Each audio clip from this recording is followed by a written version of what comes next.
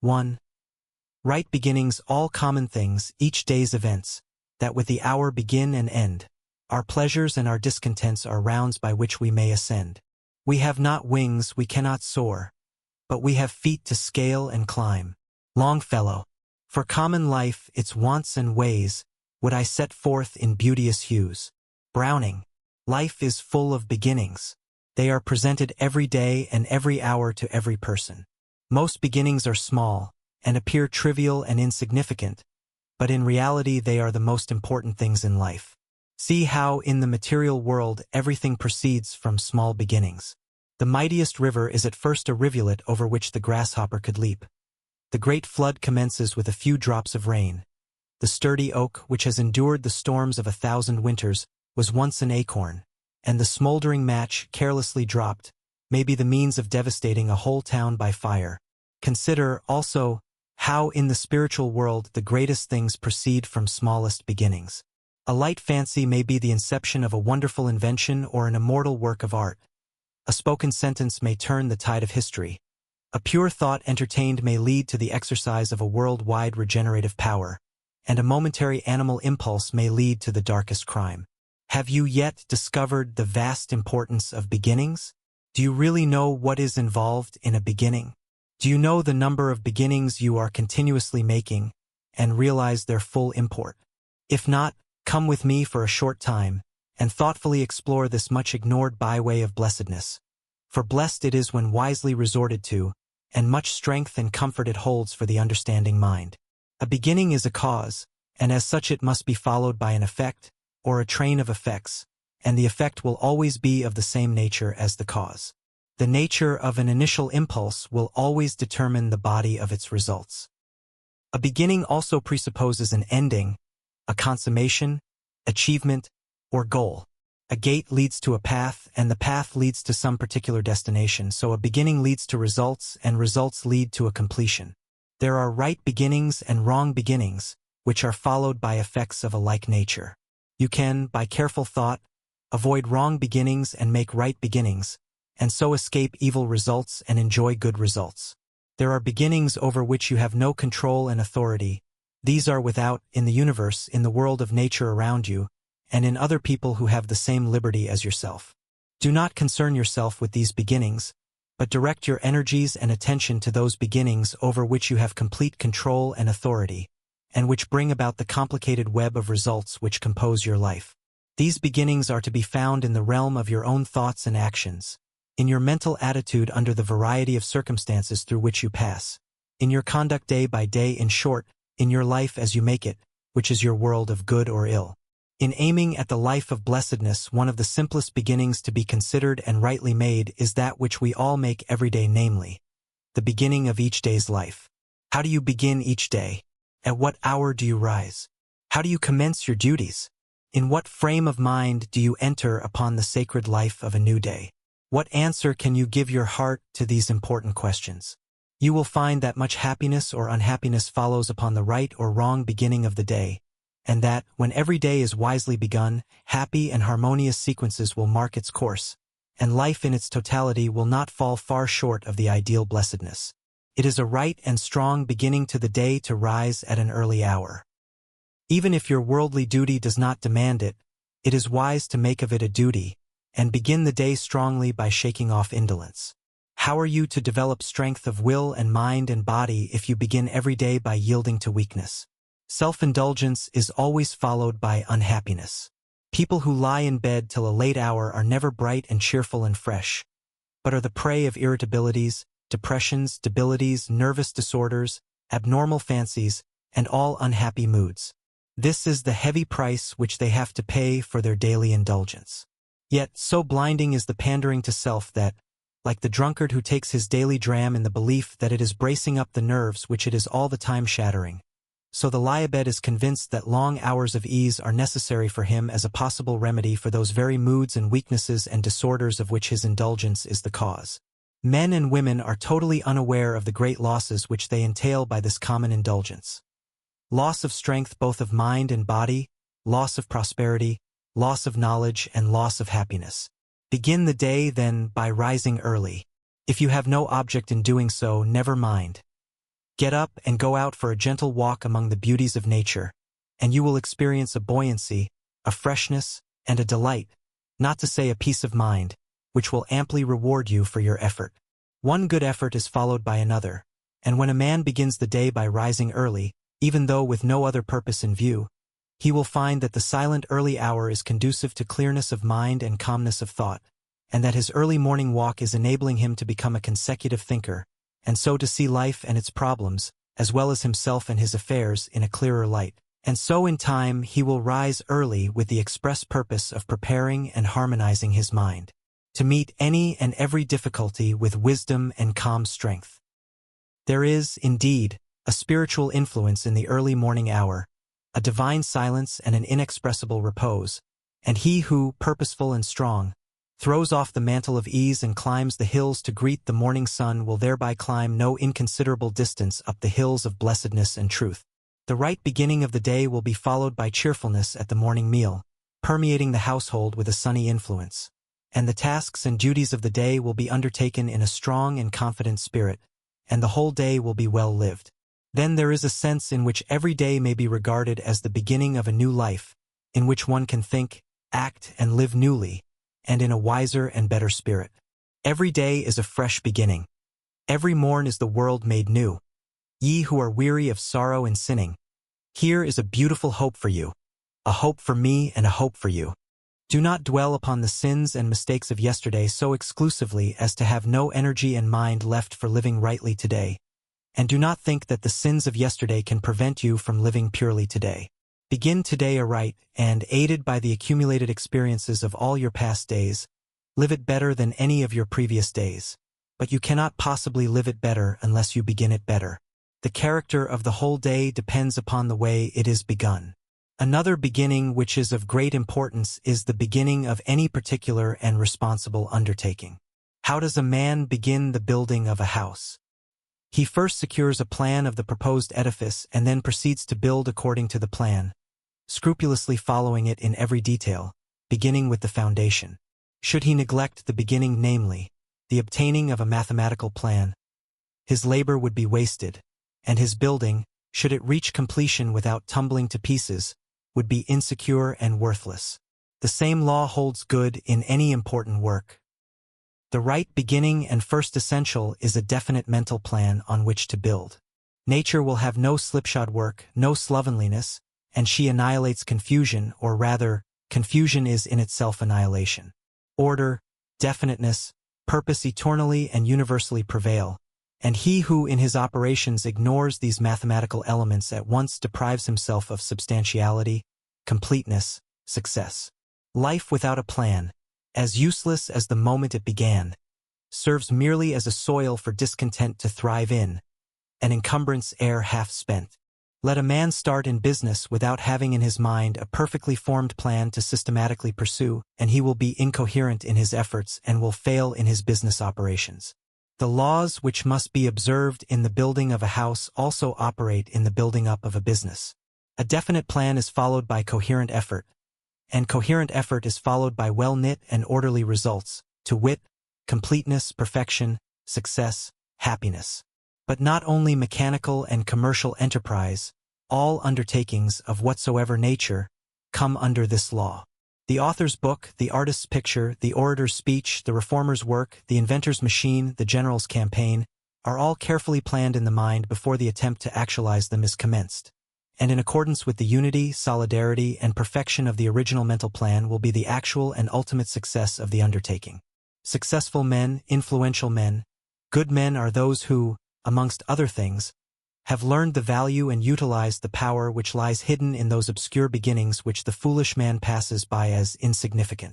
But the most important beginning of all, that upon which affliction or blessedness inevitably depends, yet is most neglected and least understood, is the inception of thought in the hidden, but causal region of the mind. Your whole life is a series of effects having their cause in thought, in your own thought. All conduct is made and molded by thought. All deeds, good or bad, are thoughts made visible. A seed put into the ground is the beginning of a plant or tree. The seed germinates, the plant or tree comes forth into the light and evolves. A thought put into the mind is the beginning of a line of conduct.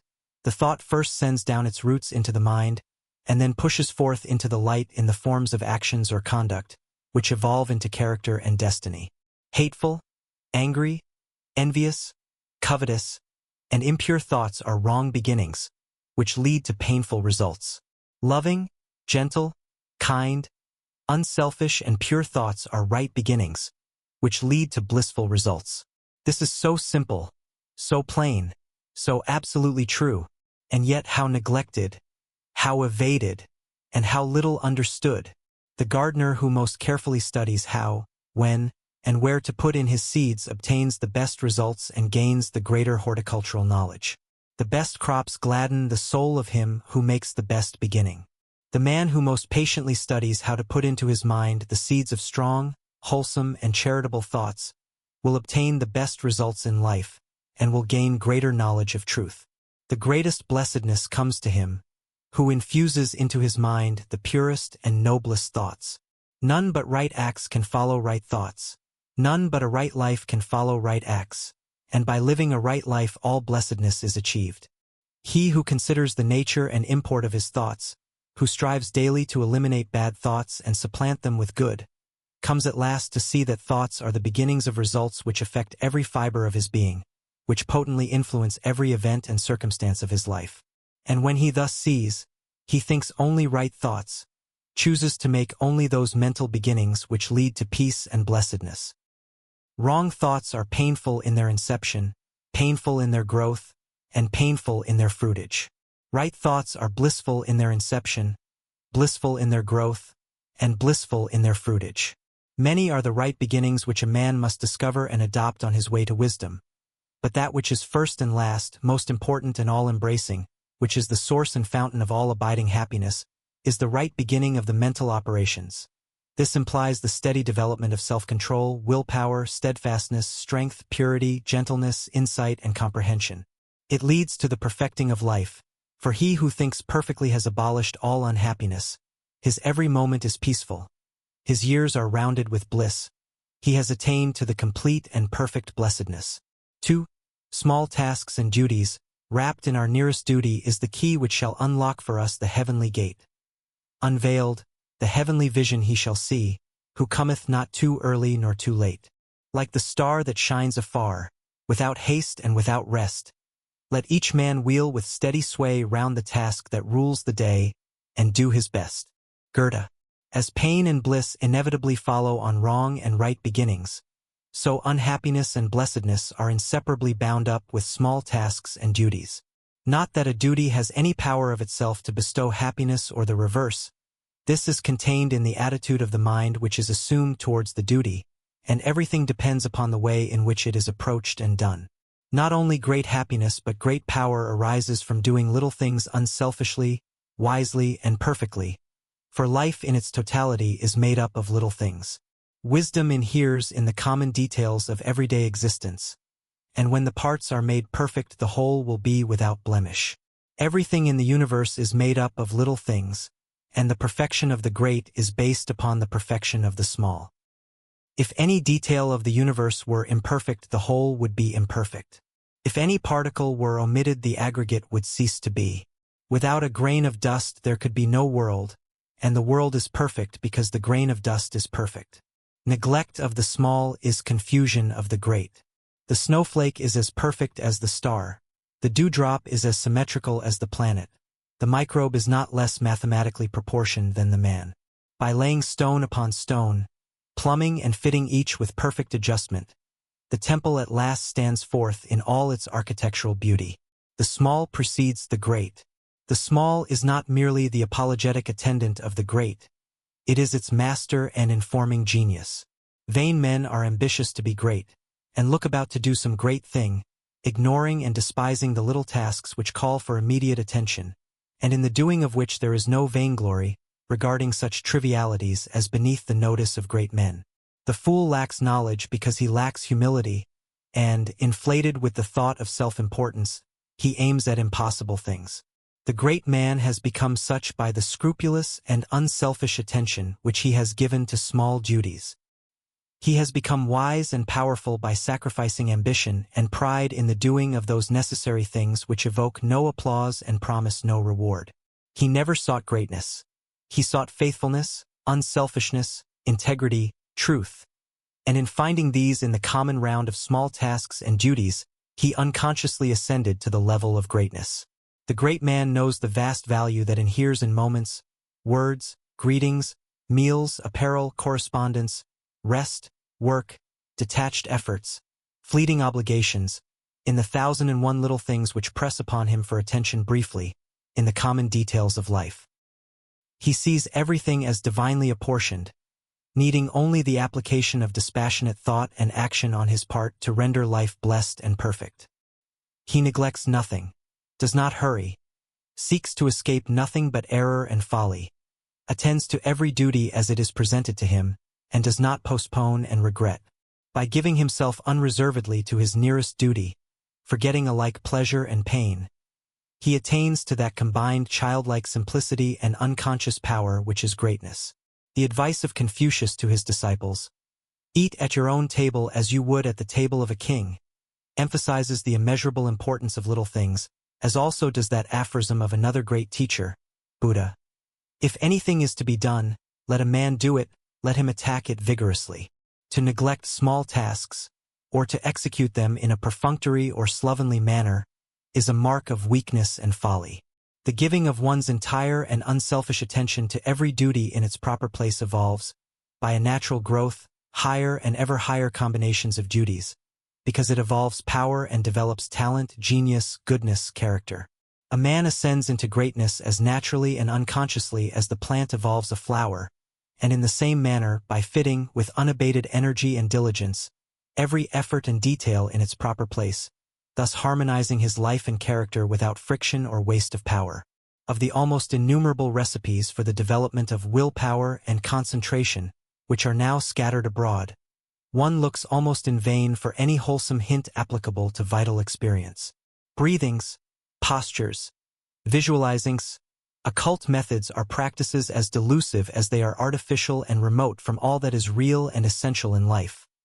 While the true path, the path of duty, of earnest and undivided application to one's daily task, along which alone willpower and concentration of thought can be wholesomely and normally developed, remains unknown, untrodden, unexplored even by the elect. All unnatural forcing and straining in order to gain power should be abandoned. There is no way from childhood to manhood but by growth. Nor is there any other way from folly to wisdom, from ignorance to knowledge, from weakness to strength. A man must learn how to grow little by little and day after day, by adding thought to thought, effort to effort, deed to deed.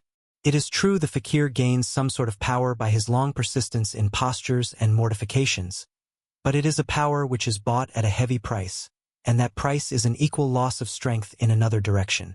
He is never a strong, useful character, but a mere fantastic specialist in some psychological trick. He is not a developed man, he is a maimed man.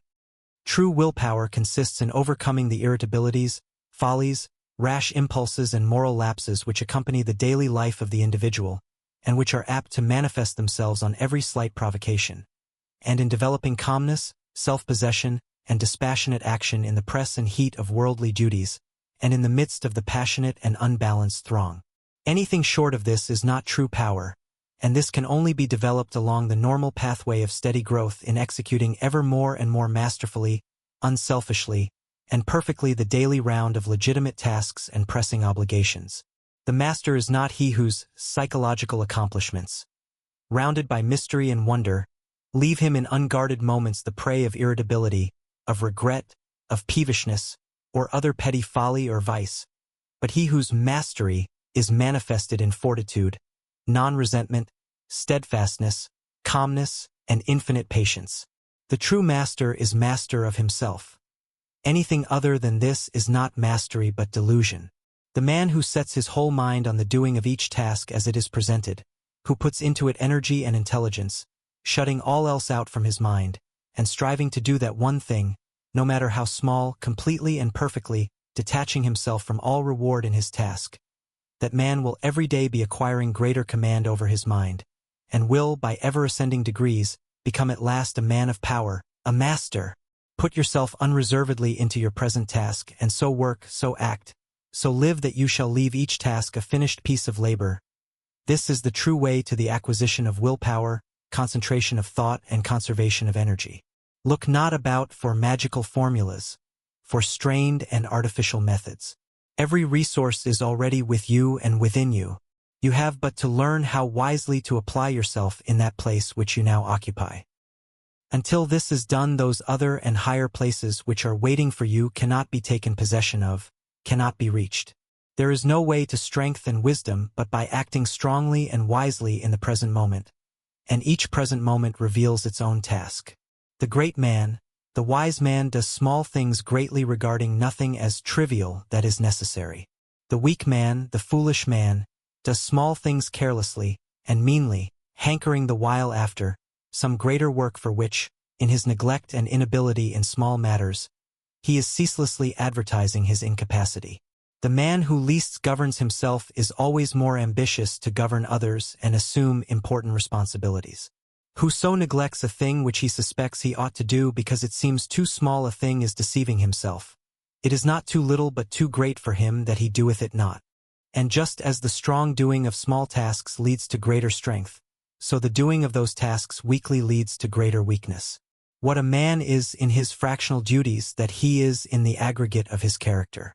Weakness is as great a source of suffering as sin, and there can be no true blessedness until some measure of strength of character is evolved. The weak man becomes strong by attaching value to little things and doing them accordingly. The strong man becomes weak by falling into looseness and neglect concerning small things, thereby forfeiting his simple wisdom and squandering his energy. Herein we see the beneficent operation of that law of growth which is expressed in the little understood words. To him that hath shall be given, and from him that hath not shall be taken away even that which he hath. Man instantly gains or loses by every thought he thinks, every word he says, every act he does, and every work to which he puts hand and heart. His character from moment to moment is a graduating quantity, to or from which some measure of good is added or subtracted during every moment, and the gain or loss is involved, even to absoluteness, in each thought, word, and deed as these follow each other in rapid sequence. He who masters the small becomes the rightful possessor of the great. He who is mastered by the small can achieve no superlative victory. Life is a kind of cooperative trust in which the whole is of the nature of, and dependent upon, the unit. A successful business, a perfect machine, a glorious temple, or a beautiful character is evolved from the perfect adjustment of a multiplicity of parts. The foolish man thinks that little faults, little indulgences, little sins are of no consequence. He persuades himself that so long as he does not commit flagrant immoralities he is virtuous and even holy, but he is thereby deprived of virtue and holiness, and the world knows him accordingly. It does not reverence, adore, and love him. It passes him by. He is reckoned of no account. His influence is destroyed. The efforts of such a man to make the world virtuous, his exhortations to his fellow men to abandon great vices, are empty of substance and barren of fruitage. The insignificance which he attaches to his small vices permeates his whole character and is the measure of his manhood. He is regarded as an insignificant man. The levity with which he commits his errors and publishes his weakness comes back to him in the form of neglect and loss of influence and respect. He is not sought after, for who will seek to be taught of folly? His work does not prosper, for who will lean upon a reed? His words fall upon deaf ears, for they are void of practice, wisdom, and experience, and who will go after an echo? The wise man, or he who is becoming wise, sees the danger which lurks in those common personal faults which men mostly commit thoughtlessly and with impunity. He also sees the salvation which inheres in the abandonment of those faults, as well as in the practice of virtuous thoughts and acts which the majority disregard as unimportant, and in those quiet but momentous daily conquests over self which are hidden from others' eyes. He who regards his molest delinquencies as of the gravest nature becomes a saint. He sees the far-reaching influence, good or bad, which extends from his every thought and act, and how he himself is made or unmade by the soundness or unsoundness of those innumerable details of conduct which combine to form his character and life, and so he watches, guards, purifies, and perfects himself little by little and step by step. As the ocean is composed of drops, the earth of grains, and the stars of points of light, so is life composed of thoughts and acts. Without these, life would not be. Every man's life, therefore, is what his apparently detached thoughts and acts make it. Their combination is himself.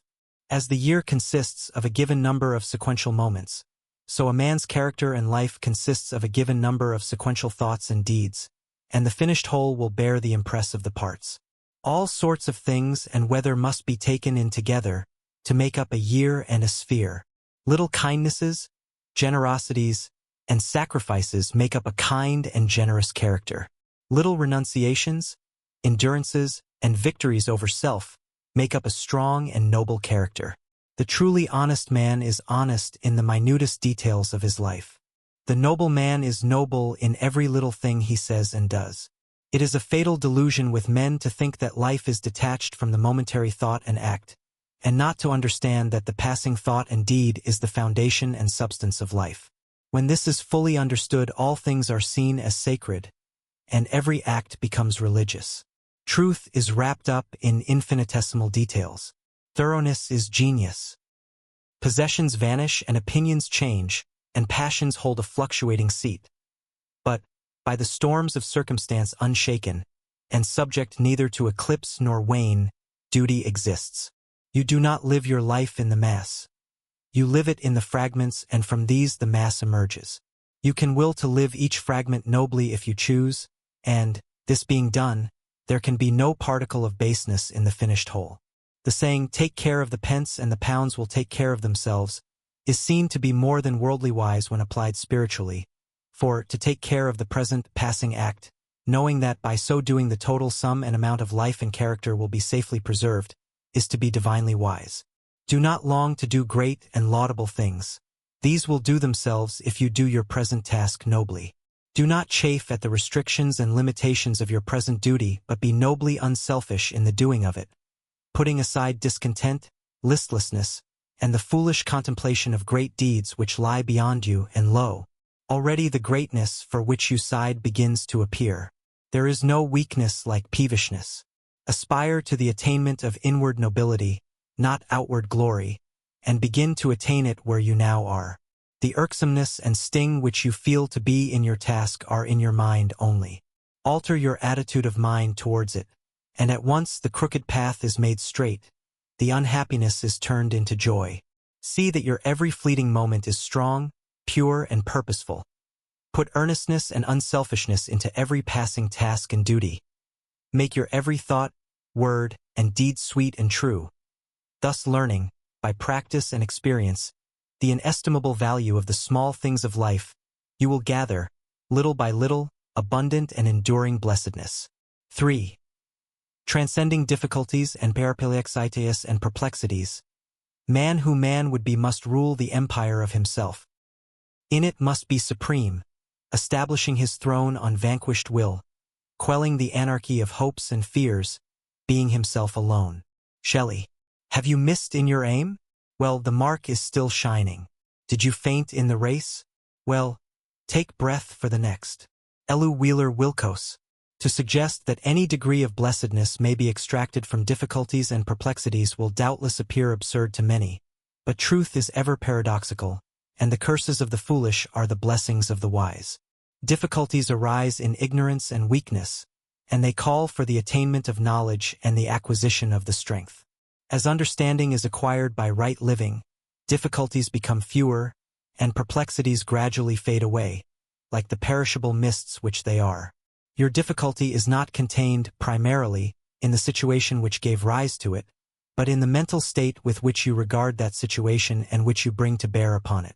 That which is difficult to a child presents no difficulty to the matured mind of the man, and that which to the mind of an unintelligent man is surrounded with perplexity would afford no ground for perplexity to an intelligent man. To the untutored and undeveloped mind of the child, how great, and apparently insurmountable, appear the difficulties which are involved in the learning of some simple lesson. How many anxious and laborious hours and days, or even months, its solution costs, and, frequently, how many tears are shed in hopeless contemplation of the unmastered, and apparently insurmountable wall of difficulty. Yet the difficulty is in the ignorance of the child only, and its conquest and solution is absolutely necessary for the development of intelligence and for the ultimate welfare, happiness, and usefulness of the child. Even so is it with the difficulties of life with which older children are confronted, and which it is imperative, for their own growth and development, that they should solve and surmount. And each difficulty solved means so much more experience gained, so much more insight and wisdom acquired. It means a valuable lesson learned, with the added gladness and freedom of a task successfully accomplished.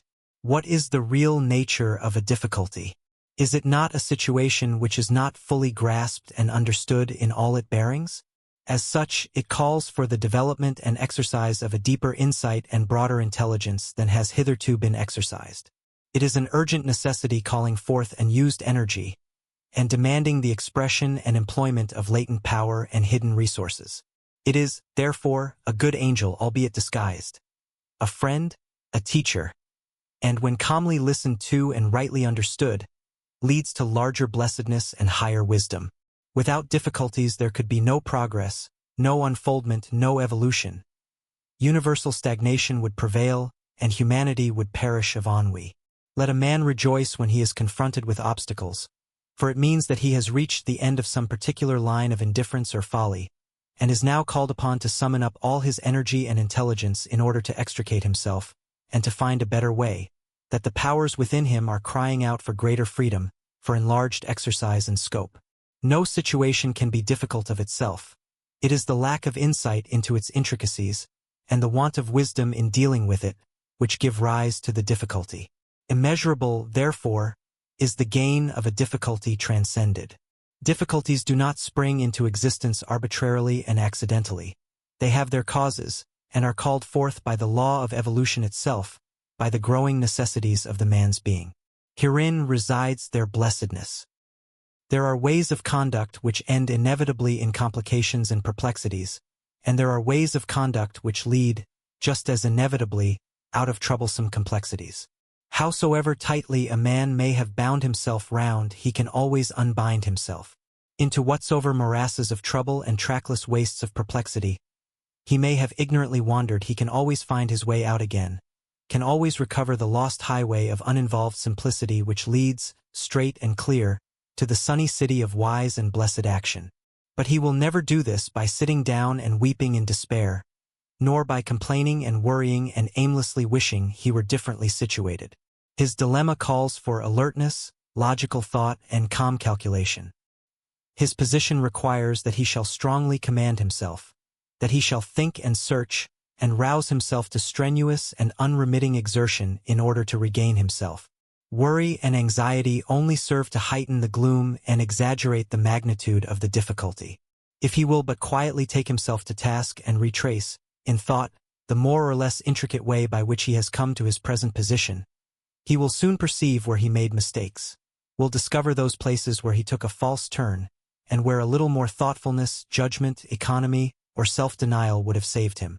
He will see how, step by step, he has involved himself, and how a riper judgment and clearer wisdom would have enabled him to take an altogether different and truer course. Having proceeded thus far, and extracted from his past conduct this priceless grain of golden wisdom, his difficulty will already have assumed less impregnable proportions, and he will then be able to bring to bear upon it the searchlight of dispassionate thought, to thoroughly anatomize it, to comprehend it in all its details, and to perceive the relation which those details bear to the motive source of action and conduct within himself. This being done, the difficulty will have ceased, for the straight way out of it will plainly appear, and the man will thus have learned, for all time, his lesson, will have gained an item of wisdom and a measure of blessedness of which he can never again be deprived. Just as there are ways of ignorance, selfishness, folly, and blindness which end in confusion and perplexity, so there are ways of knowledge, self-denial, wisdom, and insight which lead to pleasant and peaceful consummations. He who knows this will meet difficulties in a courageous spirit, and, in overcoming them, will evolve truth out of error, bliss out of pain, and peace out of perturbation. No man can be confronted with a difficulty which he has not the strength to meet and subdue. Worry is not merely useless, it is folly, for it defeats that power and intelligence which is otherwise equal to the task. Every difficulty can be overcome if rightly dealt with.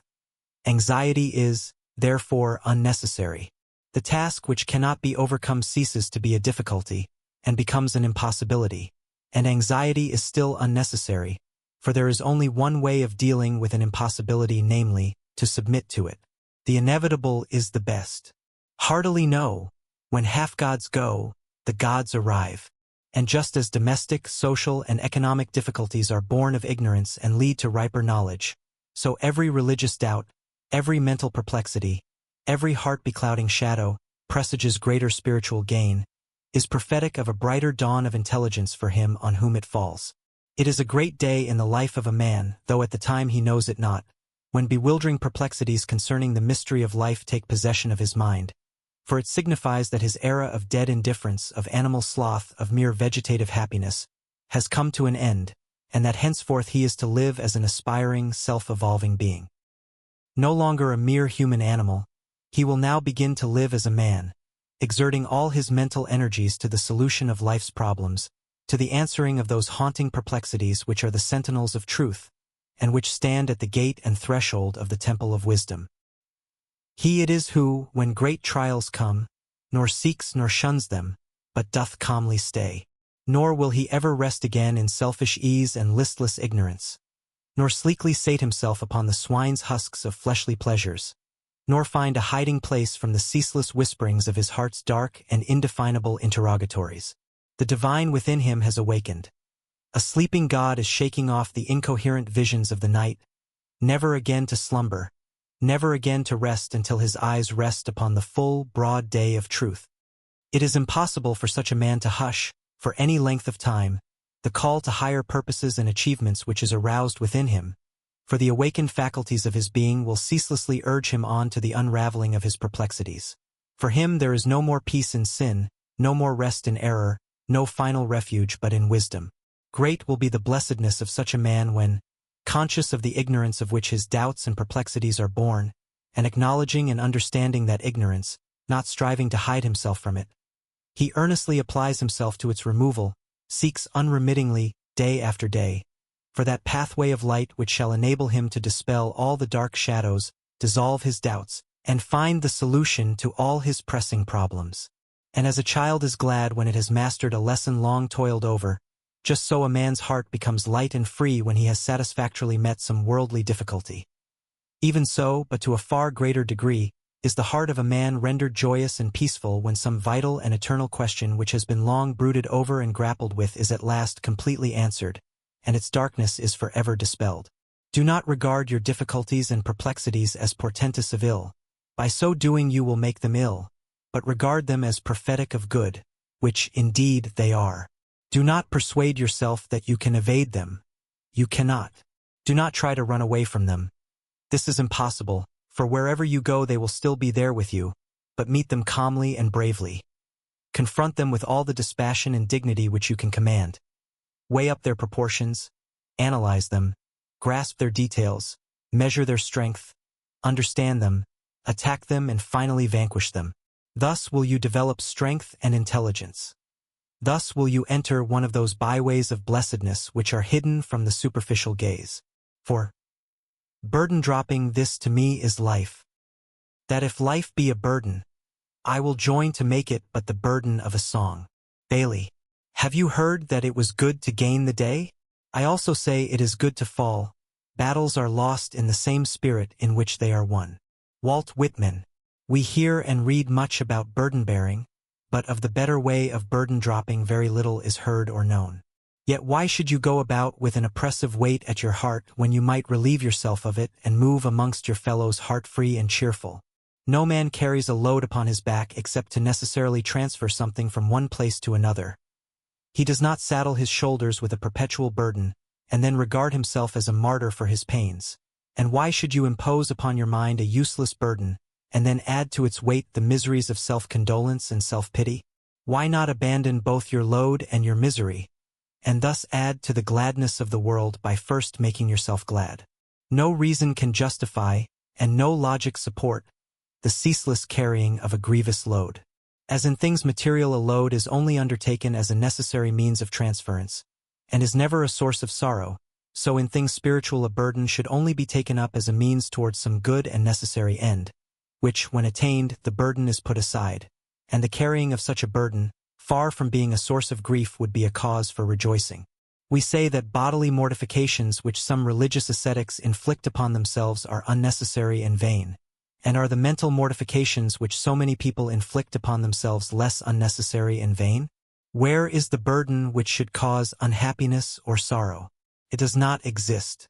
If a thing is to be done, let it be done cheerfully, and not with inward groanings and lamentations. It is of the highest wisdom to embrace necessity as a friend and guide.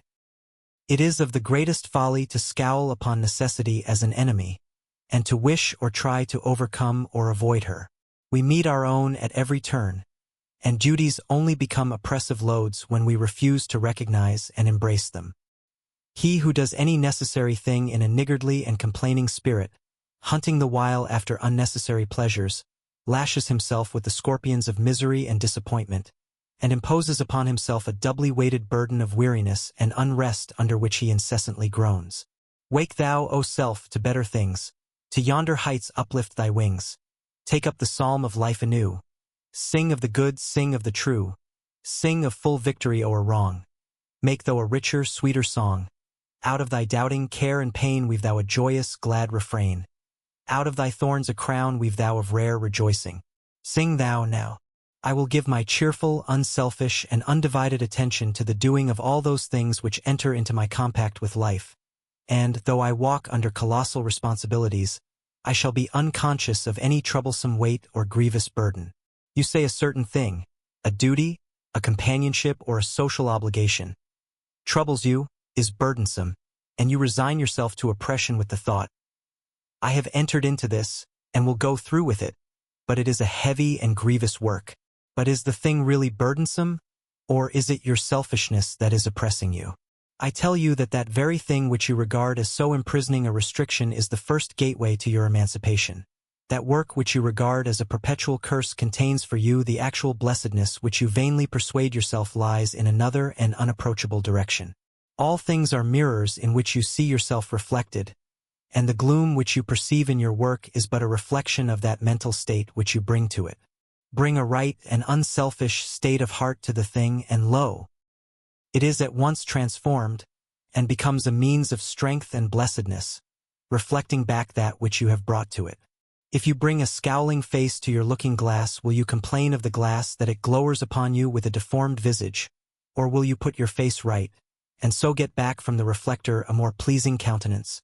If it is right and necessary that a thing should be done, then the doing of it is good, and it can only become burdensome in wishing not to do it. The selfish wish makes the thing appear evil. If it is neither right nor necessary that a thing should be done, then the doing of it in order to gain some coveted pleasure is folly, which can only lead to burdensome issues. The duty which you shirk is your reproving angel. The pleasure which you race after is your flattering enemy. Foolish man, when will you turn round and be wise? It is the beneficence of the universe that it is everywhere, and at all times, urging its creatures to wisdom as it demands coherence of its atoms.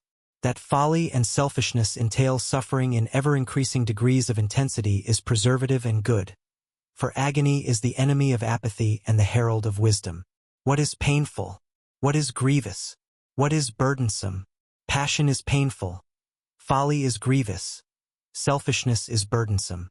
It is the dark idolatry of self which, when our thoughts and actions once are done, demands that man should weep and bleed and groan. Eliminate passion, folly, and selfishness from your mind and conduct, and you will eliminate suffering from your life. Burden dropping consists in abandoning the inward selfishness and putting pure love in its place. Go to your task with love in your heart, and you will go to it light-hearted and cheerful. The mind, through ignorance, creates its own burdens and inflicts its own punishments. No one is doomed to carry any load. Sorrow is not arbitrarily imposed. These things are self-made. Reason is the rightful monarch of the mind, and anarchy reigns in his spiritual kingdom when his throne is usurped by passion. When love of pleasure is to the fore, heaviness and anguish compose the rear. You are free to choose. Even if you are bound by passion and feel helpless, you have bound yourself and are not helpless. Where you have bound, you can unbind. You have come to your present state by degrees, and you can recover yourself by degrees, can reinstate reason and dethrone passion. The time to avoid evil is before pleasure is embraced. But once embraced, its train of consequences should teach you wisdom. The time to decide is before responsibilities are adopted. But once adopted, all selfish considerations, with their attendant grumblings, whinings, and complainings, should be religiously excluded from the heart. Responsibilities lose their weight when carried lovingly and wisely. What heavy burden is a man weighted with which is not made heavier and more unendurable by weak thoughts of selfish desires? If your circumstances are trying, it is because you need them and can evolve the strength to meet them. They are trying because there is some weak spot within you, and they will continue to be trying until that spot is eradicated. Be glad that you have the opportunity of becoming stronger and wiser. No circumstances can be trying to wisdom. Nothing can weary love. Stop brooding over your own trying circumstances and contemplate the lives of some of those about you. Here is a woman with a large family who has to make ends meet on £1 a week. She performs all her domestic duties, down to the washing, finds time to attend on sick neighbors, and manages to keep entirely out of the two common quagmires, debt and despondency. She is cheerful from morning to night, and never complains of her trying circumstances. She is perennially cheerful because she is unselfish. She is happy in the thought that she is the means of happiness to others. Were she to brood upon the holidays, the pretty baubles, the lazy hours of which she is deprived, of the plays she cannot see, the music she cannot hear, the books she cannot read, the parties she cannot attend, the good she might do, the friendships she is debarred from forming, of the many pleasures which might only be hers if her circumstances were more favorable, if she brooded thus, what a miserable creature she would be. How unbearably laborious her work would become. How every little domestic duty would hang like a millstone about her neck, dragging her down to the grave which, unless she altered her state of mind, she would quickly reach, killed by selfishness. But not living in vain desires for herself, she is relieved of all burdens, and is happy. Cheerfulness and unselfishness are sworn friends. Love knows no heavy toil. Here is another woman with a private income which is more than sufficient, combined with leisure and luxury. Yet, because she is called upon to forfeit a portion of her time, pleasure, and money to discharge some obligation which she wishes to be rid of, and which should be to her a work of loving service, or fostering in her heart some ungratified desire, she is perpetually discontented and unhappy, and complains of trying circumstances. Discontent and selfishness are inseparable companions. Self-love knows no joyful labor. Of the two sets of circumstances above depicted, and life is crowded with such contrasted instances, which are the trying conditions? Is it not true that neither of them are trying, and that both are blessed or unblessed in accordance with the measure of love or selfishness which is infused into them? Is not the root of the whole matter in the mind of the individual and not in the circumstance?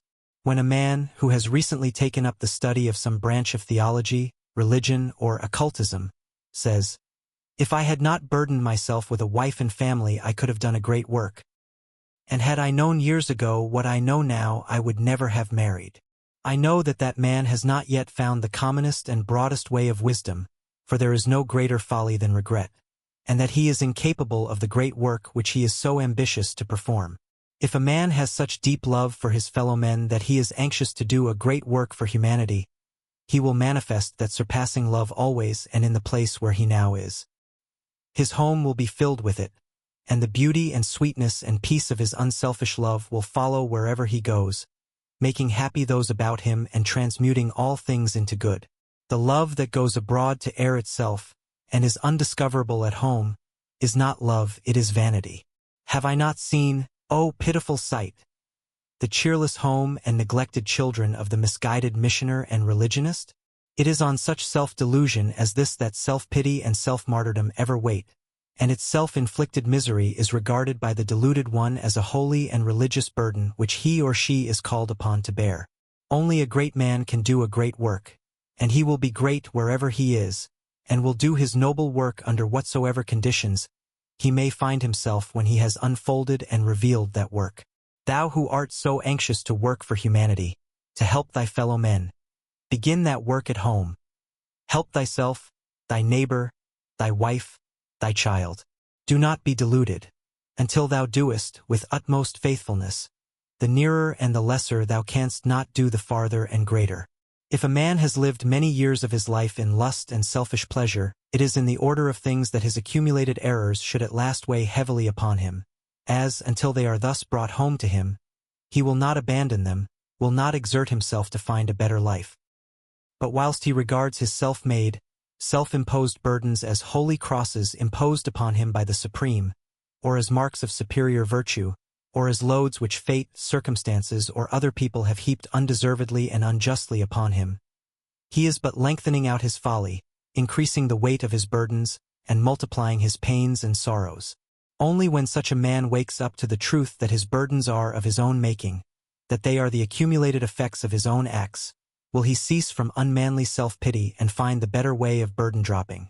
Only when he opens his eyes to see that his every thought and act is another brick, another stone, built into the temple of his life, will he develop the insight which will enable him to recognize his own unstable handiwork, the unflinching manliness to acknowledge it, and the courage to build more nobly and enduringly. Painful burdens are necessary, but only so long as we lack love and wisdom. The temple of blessedness lies beyond the outer courts of suffering and humiliation, and to reach it the pilgrim must pass through the outer courts. For a time he will linger in the outer, but only so long as, through his own imperfect understanding, he mistakes it for the inner. While he pities himself and confounds suffering with holiness, he will remain in suffering. But when, casting off the last unholy rag of self-pity, he perceives that suffering is a means and not an end, that it is a state self-originated and self-propagated, then, converted and right-minded, he will rapidly pass through the outer courts and reach the inner abode of peace. Suffering does not originate in the perfect but in the imperfect. It does not mark the complete but the incomplete. It can, therefore, be transcended. Its self-born cause can be found, investigated, comprehended, and forever removed. It is true, therefore, that we must pass through agony to rest, through loneliness to peace. But let the sufferer not forget that it is a passing through, that the agony is a gateway and not a habitation, that the loneliness is a pathway and not a destination, and that a little farther on he will come to the painless and blissful repose. Little by little is a burden accumulated. Imperceptibly and by degrees is its weight increased. A thoughtless impulse, a gross self-indulgence, a blind passion yielded to and gratified again and again, an impure thought fostered, a cruel word uttered, a foolish thing done time after time, and at last the gathered weight of many follies becomes oppressive. At first, and for a time, the weight is not felt, but it is being added to day after day, and the time comes when the accumulated burden is felt in all its galling weight, when the bitter fruits of selfishness are gathered, and the heart is troubled with the weariness of life. When this period arrives, let the sufferer look to himself. Let him search for the blessed way of burden-dropping, finding which he will find wisdom to live better, purity to live sweeter, love to live nobler. Will find, in the reversal of that conduct by which his burdens were accumulated, light-hearted nights and days, cheerful action, and unclouded joy. Come out of the world, come above it, up over its crosses and graves. Though the green earth is fair and I love it, we must love it as masters, not slaves. Come up where the dust never rises, but only the perfume of flowers, and your life shall be glad with surprises of beautiful hours. 5. Hidden sacrifices. What need hath man of Eden past, or paradise to come, when heaven is round us and within ourselves? Lowliness is the base of every virtue. Who goes the lowest, builds, doubt not, the safest. Bailey. Truth is within ourselves. It takes no rise from outward things, whatever you may believe. Browning. It is one of the paradoxes of truth that we gain by giving up, we lose by greedily grasping. Every gain in virtue necessitates some loss in vice. Every accession of holiness means some selfish pleasure yielded up, and every forward step on the path of truth demands the forfeit of some self-assertive error. He who would be clothed in new garments must first cast away the old, and he who would find the true must sacrifice the false. The gardener digs in the weeds in order that they may feed, with their decay, the plants which are good for food, and the tree of wisdom can only flourish on the compost of uprooted follies. Growth, gain, necessitates sacrifice, loss. The true life, the blessed life, the life that is not tormented with passions and pains, is reached only through sacrifice, not necessarily the sacrifice of outward things, but the sacrifice of the inward errors and defilements, for it is these, and these only, which bring misery into life. It is not the good and true that needs to be sacrificed but the evil and false. Therefore all sacrifice is ultimately gain, and there is no essential loss. Yet at first the loss seems great, and the sacrifice is painful, but this is because of the self-delusion and spiritual blindness which always accompany selfishness, and pain must always accompany the cutting away of some selfish portion of one's nature. When the drunkard resolves to sacrifice his lust for strong drink, he passes through a period of great suffering, and he feels that he is forfeiting a great pleasure. But when his victory is complete, when the lust is dead, and his mind is calm and sober, then he knows that he has gained incalculably by the giving up of his selfish animal pleasure. What he has lost was evil and false and not worth keeping, nay, its keeping entailed continual misery, but what he has gained in character, in self-control, in soberness had greater peace of mind, is good and true, and it was necessary that he should acquire it. So it is with all true sacrifice. It is at first, and until it is completed, painful, and this is why men shrink from it. They cannot see any purpose in abstaining from and overcoming selfish gratification. It seems to them like losing so much that is sweet.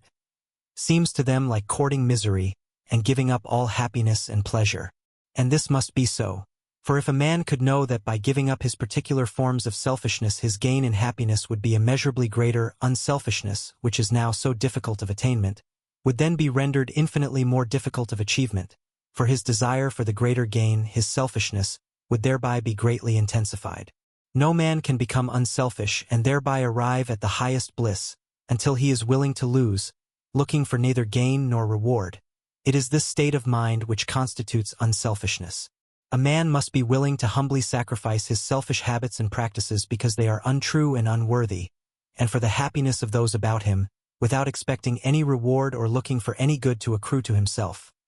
Nay, he must be prepared to lose for himself, to forfeit pleasure and happiness, even life itself, if by so doing he can make the world more beautiful and happy.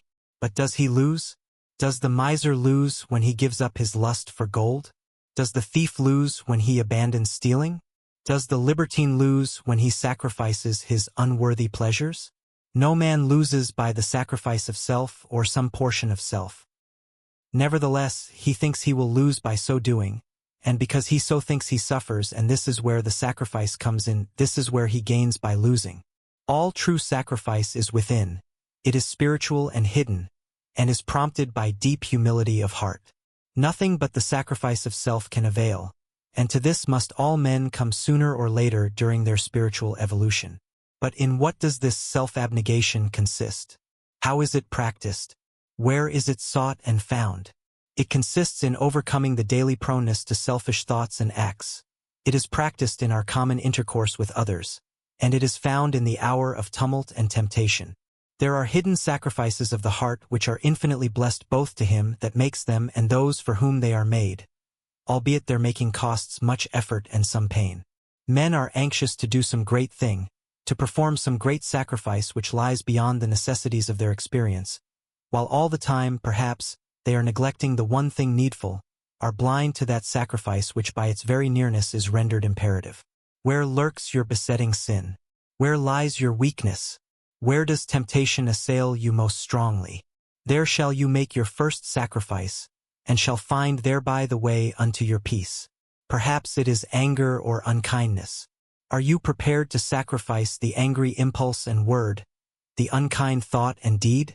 Are you prepared to silently endure abuse, attack, accusation, and unkindness, refusing to pay back these in their own coin?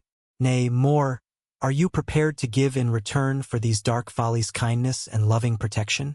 If so, then you are ready to make those hidden sacrifices which lead to beatific bliss. If you are given to anger or unkindness, offer it up. These hard, cruel, and wrong conditions of mind never brought you any good. They can never bring you anything but unrest, misery, and spiritual blindness.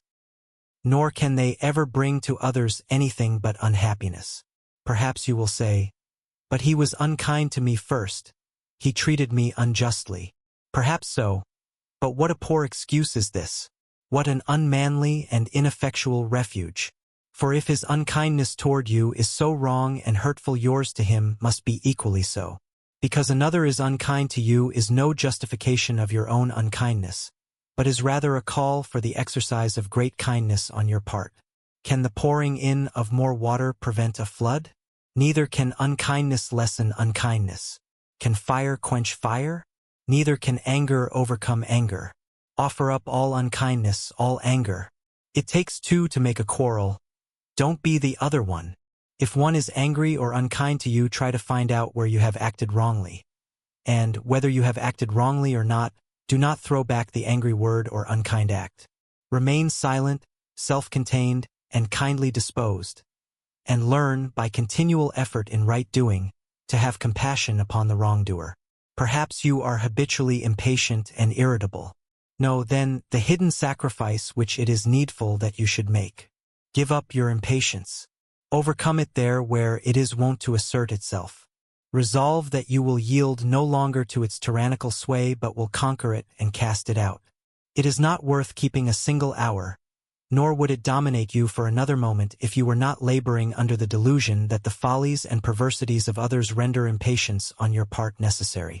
Whatever others may do or say, even though they may mock and taunt you, impatience is not only unnecessary, it can never do any other than aggravate the evil which it seeks to remove.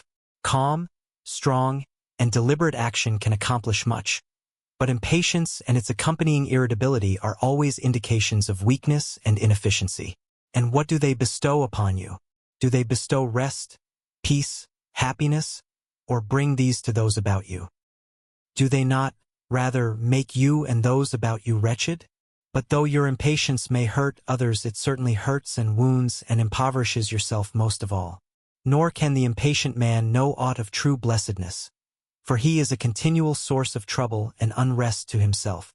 The calm beauty and perpetual sweetness of patience are unknown to him, and peace cannot draw near to soothe and comfort him. There is no blessedness anywhere until impatience is sacrificed, and its sacrifice means the development of endurance, the practice of forbearance, and the creation of a new and gentler habit of mind. When impatience and irritability are entirely put away, are finally offered up on the altar of unselfishness, then is realized and enjoyed the blessedness of a strong, quiet, and peaceful mind. Each hour we think of others more than self, that hour we live again, and every lowly sacrifice we make for others' good shall make life more than self, and ope the windows of thy soul to light from higher spheres. So hail thy lot with joy. Then there are little selfish indulgences, some of which appear harmless and are commonly fostered. But no selfish indulgence can be harmless, and men and women do not know what they lose by repeatedly and habitually succumbing to effeminate and selfish gratifications. If the God in man is to rise strong and triumphant, the beast in man must perish. The pandering to the animal nature, even when it appears innocent and seems sweet, leads away from truth and blessedness. Each time you give way to the animal within you, and feed and gratify him, he waxes stronger and more rebellious, and takes firmer possession of your mind, which should be in the keeping of truth. Not until a man has sacrificed some apparently trivial indulgence does he discover what strength, what joy, what poise of character and holy influence he has all along been losing by that gratification. Not until a man sacrifices his hankering for pleasure does he enter into the fullness of abiding joy. By his personal indulgences a man demeans himself, forfeits self-respect to the extent and frequency of his indulgence, and deprives himself of exemplary influence and the power to accomplish lasting good in his work in the world. He also, by allowing himself to be led by blind desire, increases his mental blindness, and fails of that ultimate clearness of vision, that clarified percipience which pierces to the heart of things and comprehends the real and the true. Animal indulgence is alien to the perception of truth. By the sacrifice of his indulgences man rises above confusion and doubt, and arrives at the possession of insight and surety. Sacrifice your cherished and coveted indulgence. Fix your mind on something higher, nobler, and more enduring than ephemeral pleasure. Live superior to the craving for sense excitement, and you will live neither vainly nor uncertainly.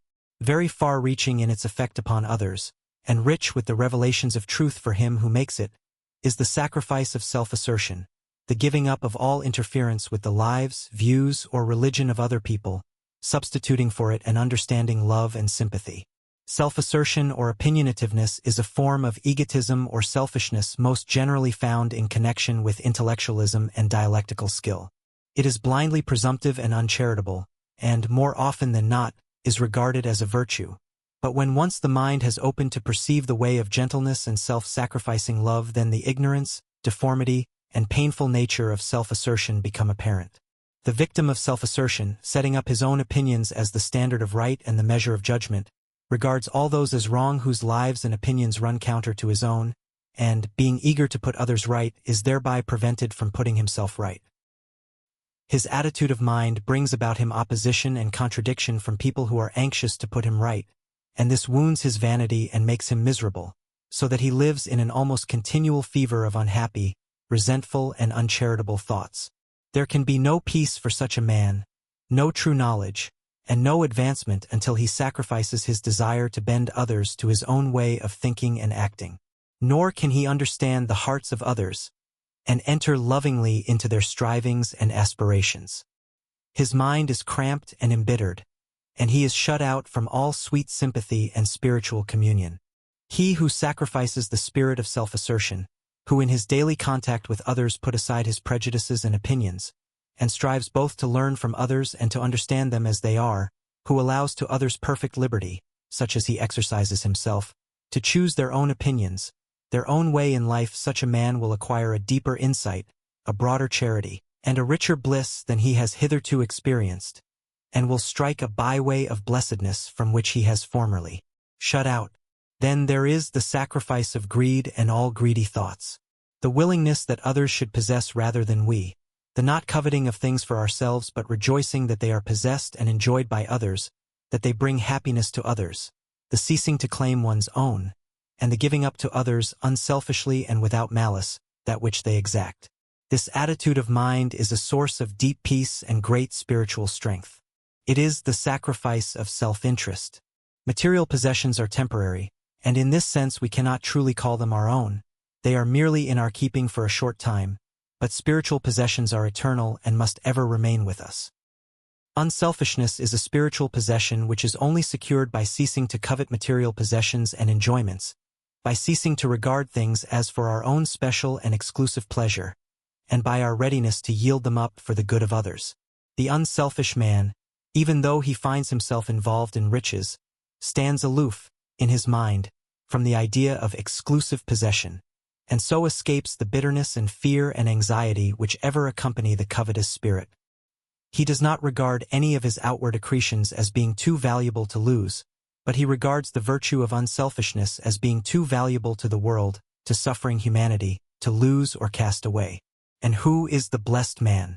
He who is ever hankering after more possessions, thinking only of the personal pleasure he can get out of them? Or he who is ever ready to give up what he has for the good and happiness of others? By greed happiness is destroyed.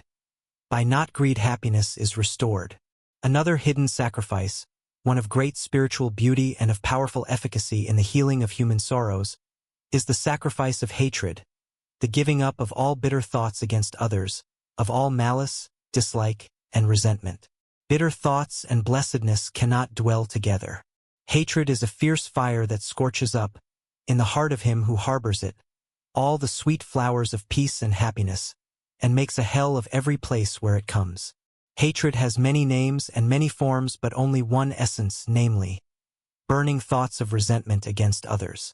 It is sometimes, by its blind votaries called by the name of religion, causing them to attack, slander, and persecute each other because they will not accept each other's views of life and death, thus filling the earth with miseries and tears. All resentment, dislike, ill-thinking, and ill-speaking of others is hatred, and where there is hatred there is always unhappiness. No one has conquered hatred while thoughts of resentment towards others spring up in his mind. This sacrifice is not complete until a man can think kindly of those who try to do him wrong. Yet it must be made before true blessedness can be realized and known.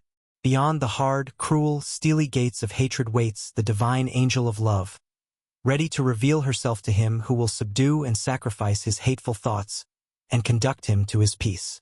Whatever others may say of you, whatever they may do to you, never take offense. Do not return hatred with hatred. If another hates you, perhaps you have, consciously or unconsciously, failed somewhere in your conduct, or there may be some misunderstanding which the exercise of a little gentleness and reason may remove. But under all circumstances, Father, forgive them is infinitely better, sweeter, and nobler than I will have nothing more to do with them. Hatred is so small and poor, so blind and wretched. Love is so great and rich, so far-seeing and blissful. The highest culture is to speak no ill. The best reformer is the man whose eyes are quick to see all beauty and all worth, and by his own discreet, well-ordered life alone reproves the erring. Sacrifice all hatred. Slay it upon the holy altar of devotion, devotion to others. Think no more of any injury to your own petty self, but see to it that henceforth you injure and wound no other.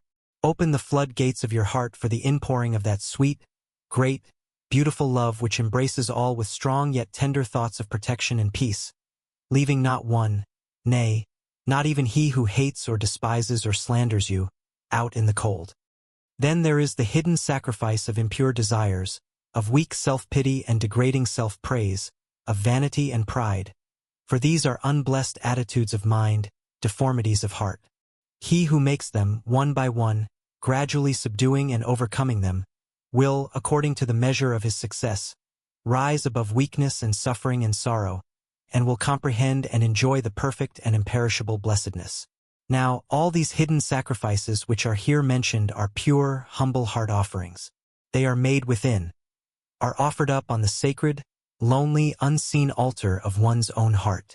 Not one of them can be made until the fault is first silently acknowledged and confessed. No man can sacrifice an error until he first of all confess to himself, I am in error. When, yielding it up, he will perceive and receive the truth which his error formerly obscured. The kingdom of heaven cometh not by observation, and the silent sacrifice of self for the good of others, the daily giving up of one's egotistic tendencies, is not seen and rewarded of men, and brings no loud blazon of popularity and praise.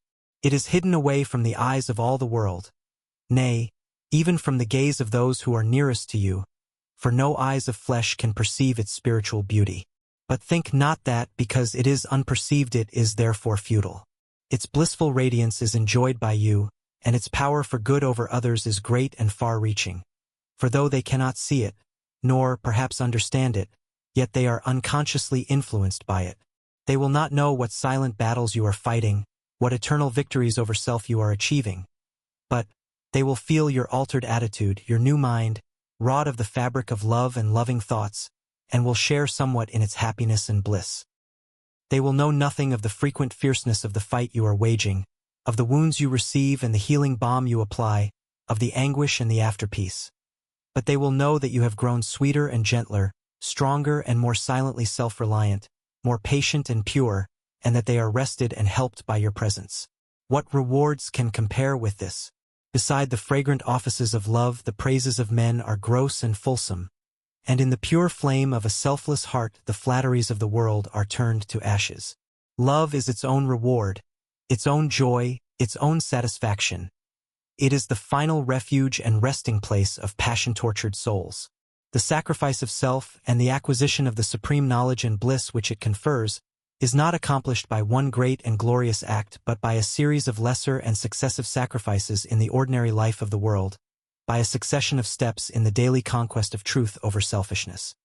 He who each day accomplishes some victory over himself, who subdues and puts behind him some unkind thought, some impure desire, some tendency to sin, is every day growing stronger, purer, and wiser, and every dawn finds him nearer to that final glory of truth which each self-sacrificing act reveals in part. Look not outside thee nor beyond thee for the light and blessedness of truth, but look within. Thou wilt find it within the narrow sphere of thy duty, even in the humble and hidden sacrifices of thine own heart. 6. Sympathy, when thy gaze turns it on thine own soul, be most severe. But when it falls upon a fellow man, let kindliness control it, and refrain from that belittling censure that springs forth from common lips like weeds from marshy soil. Ella Wheeler Wilcox. I do not ask the wounded person how he feels. I myself become the wounded person. Walt Whitman. We can only sympathize with others insofar as we have conquered ourselves. We cannot think and feel for others while we are engaged in condoling with and pitying ourselves, cannot deal tenderly and lovingly with others while we are anxious for our own preeminence or for the exclusive preservation of ourselves, our opinions, and our own generally. What is sympathy but thoughtfulness for others in the forgetfulness of self? To sympathize with others we must first understand them, and to understand them we must put away all personal preconceptions concerning them, and must see them as they are. We must enter into their inner state and become one with them, looking through their mental eyes and comprehending the range of their experience. You cannot, of course, do this with a being whose wisdom and experience are greater than your own. Nor can you do it with any if you regard yourself as being on a higher plane than others, for egotism and sympathy cannot dwell together. But you can practice it with all those who are involved in sins and sufferings from which you have successfully extricated yourself, and, though your sympathy cannot embrace and overshadow the man whose greatness is beyond you, yet you can place yourself in such an attitude towards him as to receive the protection of his larger sympathy, and so make for yourself an easier way out of the sins and sufferings by which you are still enchained. Prejudice and ill will are complete barriers to the giving of sympathy, while pride and vanity are total barriers to its reception. You cannot sympathize with a person for whom you have conceived a hatred. You cannot enjoy the sympathy of one whom you envy. You cannot understand the person whom you dislike, or he for whom, through animal impulse, you have framed an ill-formed affection. You cannot see him as he is, but see only your own imperfect notions of him. See only a distorted image of him through the exaggerating medium of your ill-grounded opinions. To see others as they are, you must not allow impulsive likes and dislikes, powerful prejudices, or egotistic considerations to come between you and them. You must not resent their actions or condemn their beliefs and opinions. You must leave yourself entirely out and must, for the time being, assume their position.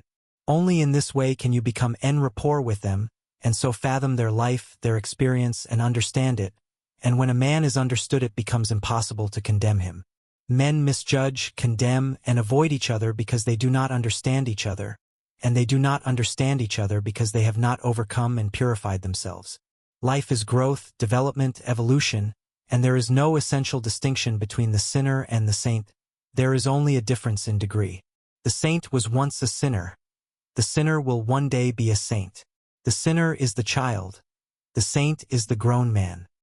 He who separates himself from sinners, regarding them as wicked men to be avoided, is like a man avoiding contact with little children because they are unwise, disobedient, and play with toys.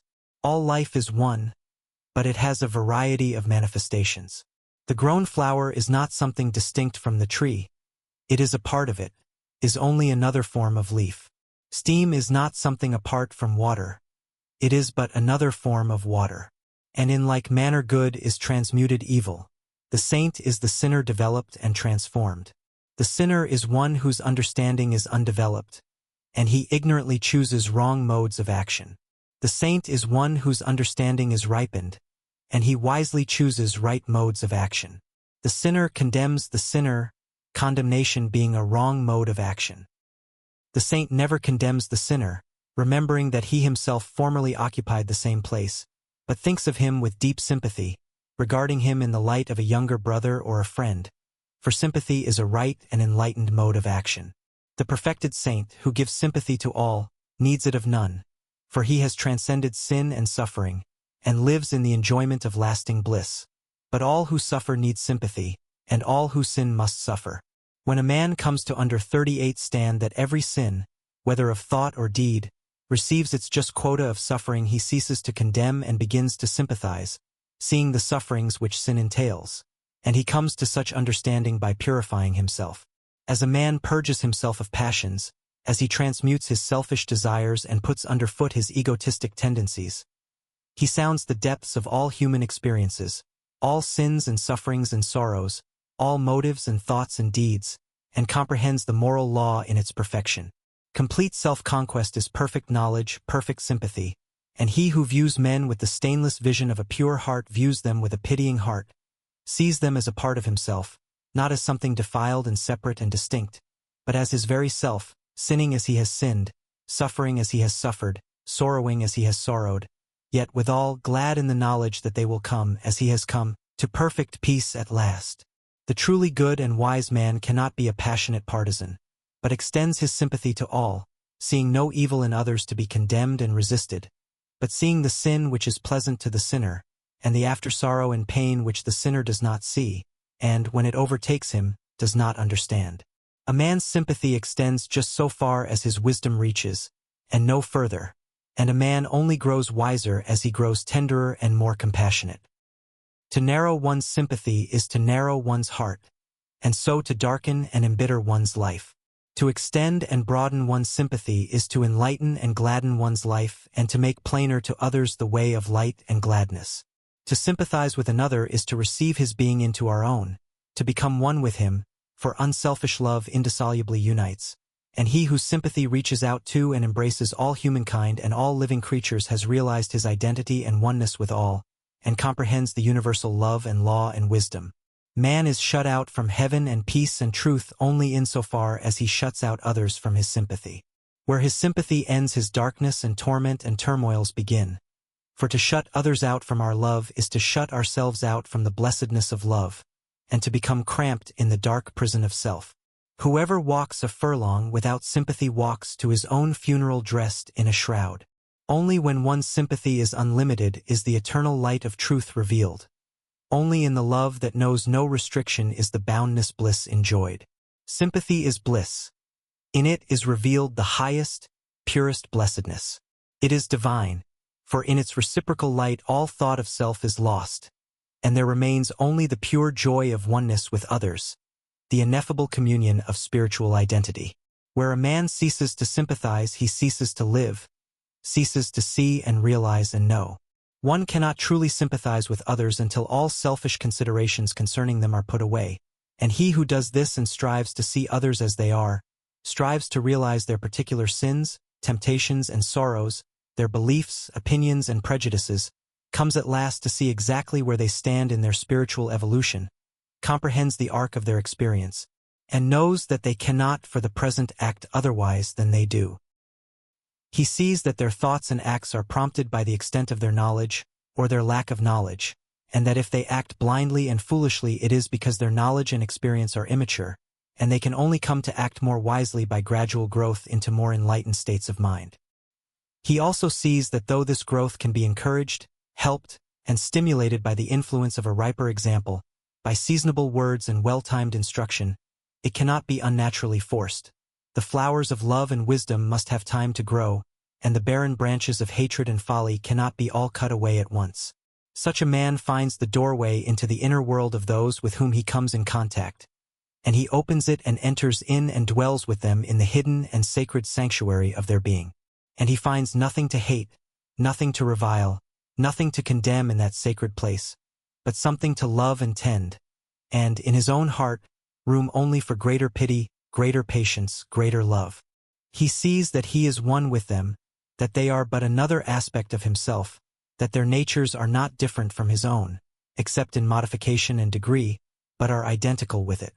If they are acting out certain sinful tendencies, he has but to look within to find the same tendencies in himself, albeit, perhaps, restrained or purified. If they are manifesting certain holy and divine qualities, he finds the same pure spirit within himself, though perhaps in a lesser degree of power and development. One touch of nature makes the whole world kin. The sin of one is the sin of all. The virtue of one is the virtue of all. No man can be separate from another. There is no difference of nature, but only difference of condition. If a man thinks he is separated from another by virtue of his superior holiness, he is not so separated, and his darkness and delusion are very great. Humanity is one, and in the holy sanctuary of sympathy saint and sinner meet and unite. It is said of Jesus that he took upon himself the sins of the whole world, that is, he identified himself with those sins, and did not regard himself as essentially separate from sinners but as being of a like nature with them, and his realization of his oneness with all men was manifested in his life as profound sympathy with those who, for their deep sins, were avoided and cast off by others. And who is it that is in the greatest need of sympathy? Not the saint, not the enlightened seer, not the perfect man. It is the sinner, the unenlightened man, the imperfect one. And the greater the sin, the greater is the need. I came not to call the righteous but sinners to repentance, is the statement of one who comprehended all human needs. The righteous man does not need your sympathy, but the unrighteous. He who, by his wrongdoing, is laying up for himself long periods of suffering and woe is in need of it. The flagrantly unrighteous man is condemned, despised, and avoided by those who are living in a similar condition to himself, though for the time being, they may not be subject to his particular form of sin. For that withholding of sympathy and that mutual condemnation which are so rife is the commonest manifestation of that lack of understanding in which all sin takes its rise. While a man is involved in sin, he will condemn others who are likewise involved, and the deeper and greater his sin, the more severe will be his condemnation of others. It is only when a man begins to sorrow for his sin, and so to rise above it into the clearer light of purity and understanding, that he ceases from condemning others and learns to sympathize with them. But this ceaseless condemnation of each other by those who are involved in the fierce play of the passions must needs be, for it one of the modes of operation of the great law which universally and eternally obtains, and the unrighteous one who falls under the condemnation of his fellows will the more rapidly reach a higher and nobler condition of heart and life if he humbly accepts the censure of others as the effect of his own sin, and resolves henceforward to refrain from all condemnation of others. The truly good and wise man condemns none. Having put away all blind passion and selfishness, he lives in the calm regions of love and peace, and understands all modes of sin, with their consequent sufferings and sorrows. Enlightened and awakened, freed from all selfish bias, and seeing men as they are, his heart responds in holy sympathy with all. Should any condemn, abuse, or slander him, he throws around them the kindly protection of his sympathy, seeing the ignorance which prompts them so to act, and knowing that they alone will suffer for their wrong acts. Learn, by self-conquest and the acquisition of wisdom, to love him whom you now condemn, to sympathize with those who condemn you. Turn your eyes away from their condemnation and search your own heart, to find, perchance, some hard, unkind, or wrong thoughts which, when discovered and understood, you will condemn yourself. Much that is commonly called sympathy is personal affection. To love them who love us is human bias and inclination, but to love them who do not love us is divine sympathy. Sympathy is needed because of the prevalence of suffering, for there is no being or creature who has not suffered. Through suffering, sympathy is evolved. Not in a year or a life or an age is the human heart purified and softened by suffering, but after many lives of intermittent pain, after many ages of ever-recurring sorrow, man reaps the golden harvest of his experiences, and garners in the rich, ripe sheaves of love and wisdom. And then he understands, and understanding, he sympathizes.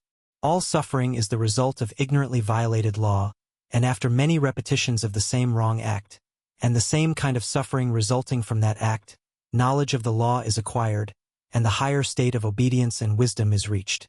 Then there blossoms the pure and perfect flower of sympathy. One aspect of sympathy is that of pity for the distressed or pain-stricken, with a desire to alleviate or help them bear their sufferings. The world needs more of this divine quality, for pity makes the world soft to the weak, and noble for the strong. But it can only be developed by eradicating all hardness and unkindness, all accusation and resentment. He who, when he sees another suffering for his sin, hardens his heart and thinks or says, "It serves him right," such a one cannot exercise pity nor apply its healing balm. Every time a man acts cruelly towards another, be it only a dumb creature, or refuses to bestow needed sympathy, he dwarfs himself, deprives himself of ineffable blessedness, and prepares himself for suffering. Another form of sympathy is that of rejoicing with those who are more successful than ourselves, as though their success were our own. Blessed indeed is he who is free from all envy and malice, and can rejoice and be glad when he hears of the good fortune of those who regard him as an enemy. The protecting of creatures weaker and more indefensible than oneself is another form in which this divine sympathy is manifested. The helpless frailty of the dumb creation calls for the exercise of the deepest sympathy. The glory of superior strength resides in its power to shield, not to destroy.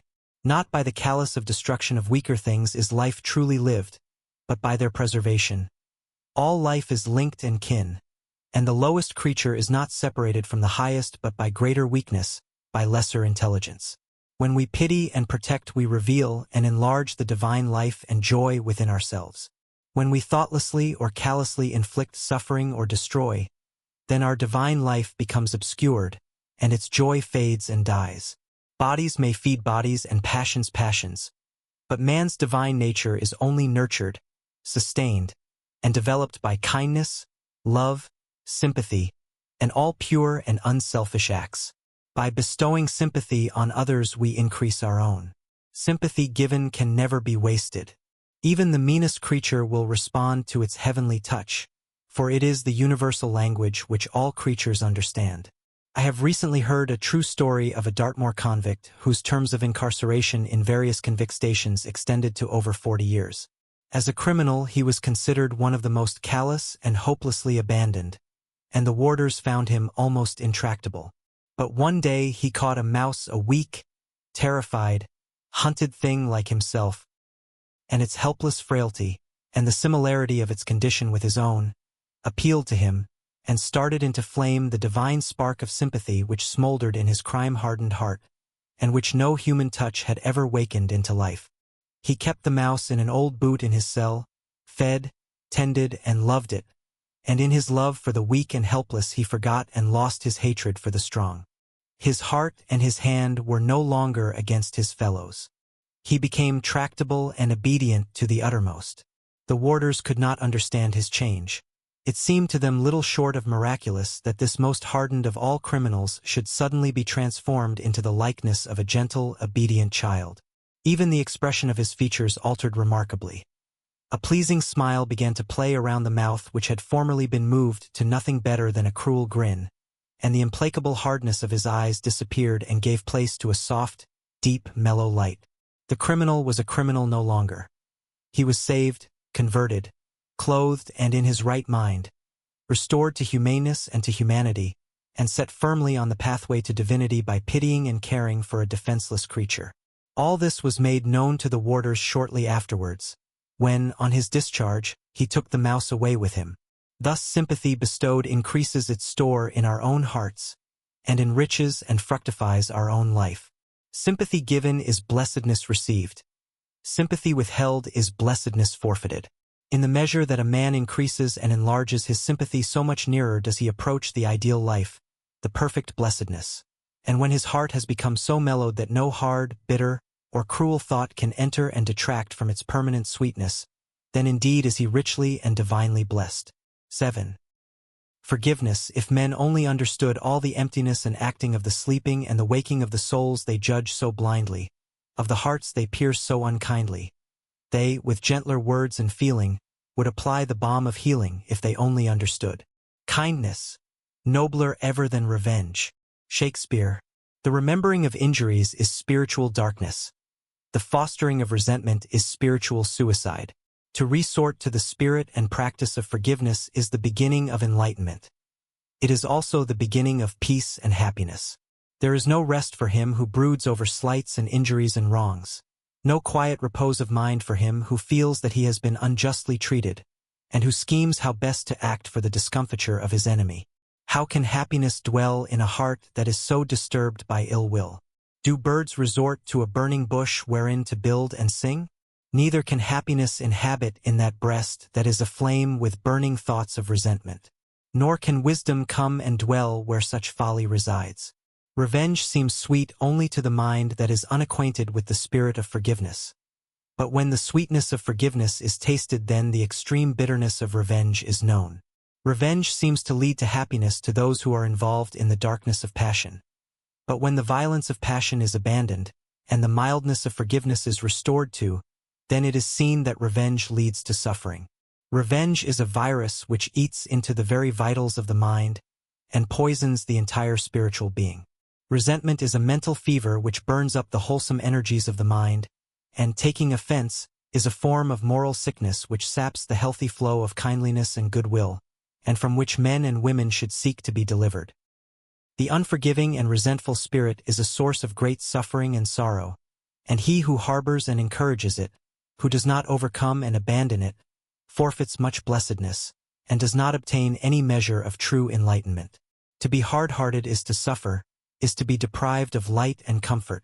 To be tender-hearted is to be serenely glad, is to receive light and be well comforted. It will seem strange to many to be told that the hard-hearted and unforgiving suffer most. Yet it is profoundly true, for not only do they, by the law of attraction, draw to themselves the revengeful passions in other people, but their hardness of heart itself is a continual source of suffering.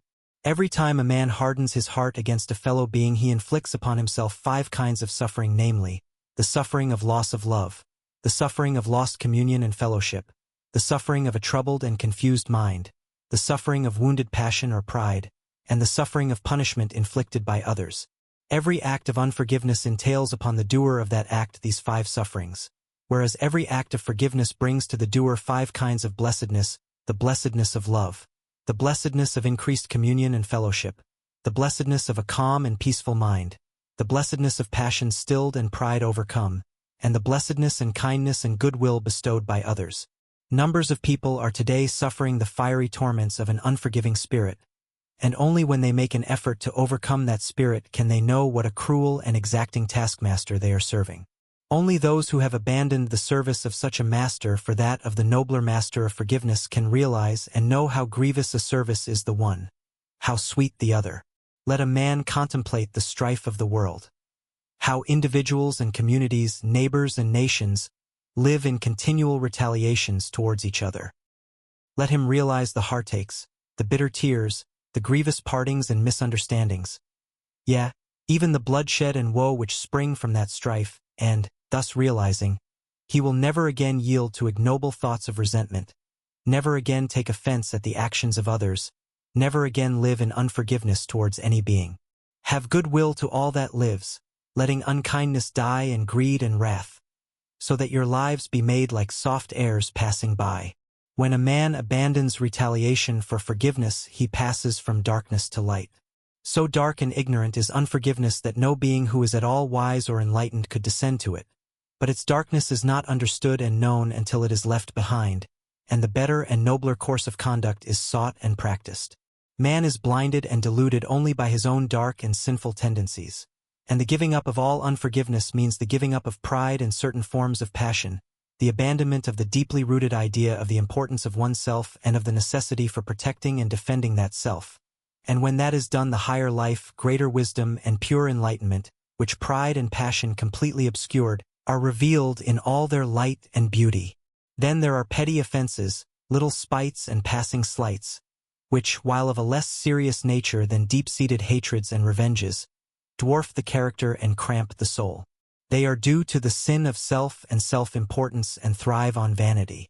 Whosoever is blinded and deluded by vanity will continually see something in the actions and the attitudes of others towards him at which to take offense. And the more there is of vanity, the more greatly will the imaginary slight or wrong be exaggerated. Moreover, to live in the frequent indulgence of petty resentments increase the spirit of hatred, and leads gradually downward to greater darkness, suffering, and self-delusion. Don't take offense or allow your feelings to be hurt, which means get rid of pride and vanity. Don't give occasion for offense or hurt the feelings of others, which means be gently considerate, forgiving, and charitable towards all. The giving up, the total uprooting of vanity and pride is a great task, but it is a blessed task, and it can be accomplished by constant practice in non-resentment and by meditating upon one's thoughts and actions so as to understand and purify them. And the spirit of forgiveness is perfected in one in the measure that pride and vanity are overcome and abandoned. The not taking offense and the not giving offense go together. When a man ceases to resent the actions of others, he is already acting kindly towards them, considering them before himself or his own defense. Such a man will be gently in what he says and does, will arouse love and kindness in others, and not stir them up to ill will and strife. He will also be free from all fear concerning the actions of others towards him. For he who hurts none fears none. But the unforgiving man, he who is eager to pay back some real or imaginary slight or injury, will not be considerate towards others, for he considers himself first, and is continually making enemies. He also loves in the fear of others, thinking that they are trying to do towards him as he is doing towards them. He who contrives the hurt of others fears others. That is a beautiful story of Prince Durgao, which was told by an ancient Indian teacher to his disciples in order to impress them with the truth of the sublime percept that hatred ceases not by hatred at any time. Hatred ceases by not hatred. The story is as follows. Brahmadatta, a powerful king of Benares, made war upon Durgeti, the king of Kosala, in order to annex his kingdom, which was much smaller than his own. Durgeti, seeing that it was impossible for him to resist the greater power of Brahmadatta, fled and left his kingdom in his enemy's hands. For some time he wandered from place to place in disguise, and at last settled down with his queen in an artisan's cottage, and the queen gave birth to a son whom they called Durgao. Now King Brahmadatta was anxious to discover the hiding place of Durgeti, in order to put to death the conquered king, for he thought, seeing that I have deprived him of his kingdom, he may someday treacherously kill me if I do not kill him. But many years passed away, and Durgeti devoted himself to the education of his son, who by diligent application became learned and skillful and wise. And after a time Durgeti's secret became known, and he, fearing that Brahmadatta would discover him and slay all three, and thinking more of the life of his son than his own, sent away the prince. Soon after the exile king fell into the hands of Brahmadatta, and was, along with his queen, executed. Now Brahmadatta thought, I have got rid of Durgeti and his queen, but their son, Prince Durgao, lives, and he will be sure to contrive some means of effecting my assassination. Yet he is unknown to any, and I have no means of discovering him. So the king lived in great fear and continual distress of mind.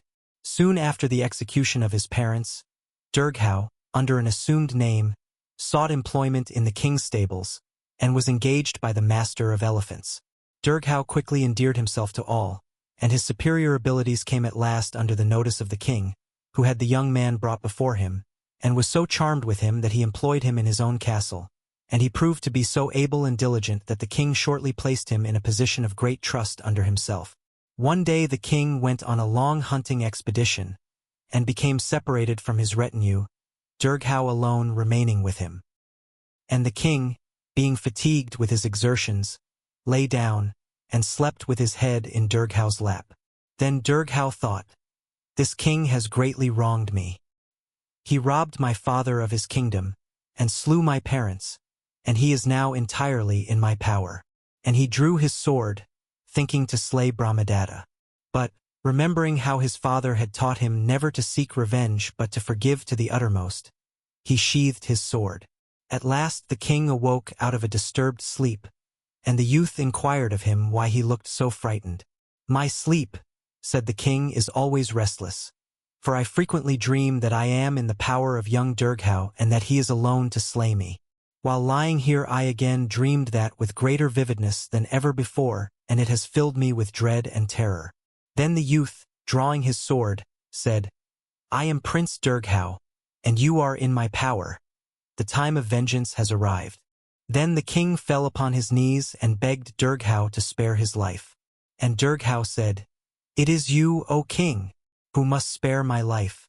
For many years you have wished to find me in order that you might kill me, and now that you have found me, let me beg of you to grant me my life.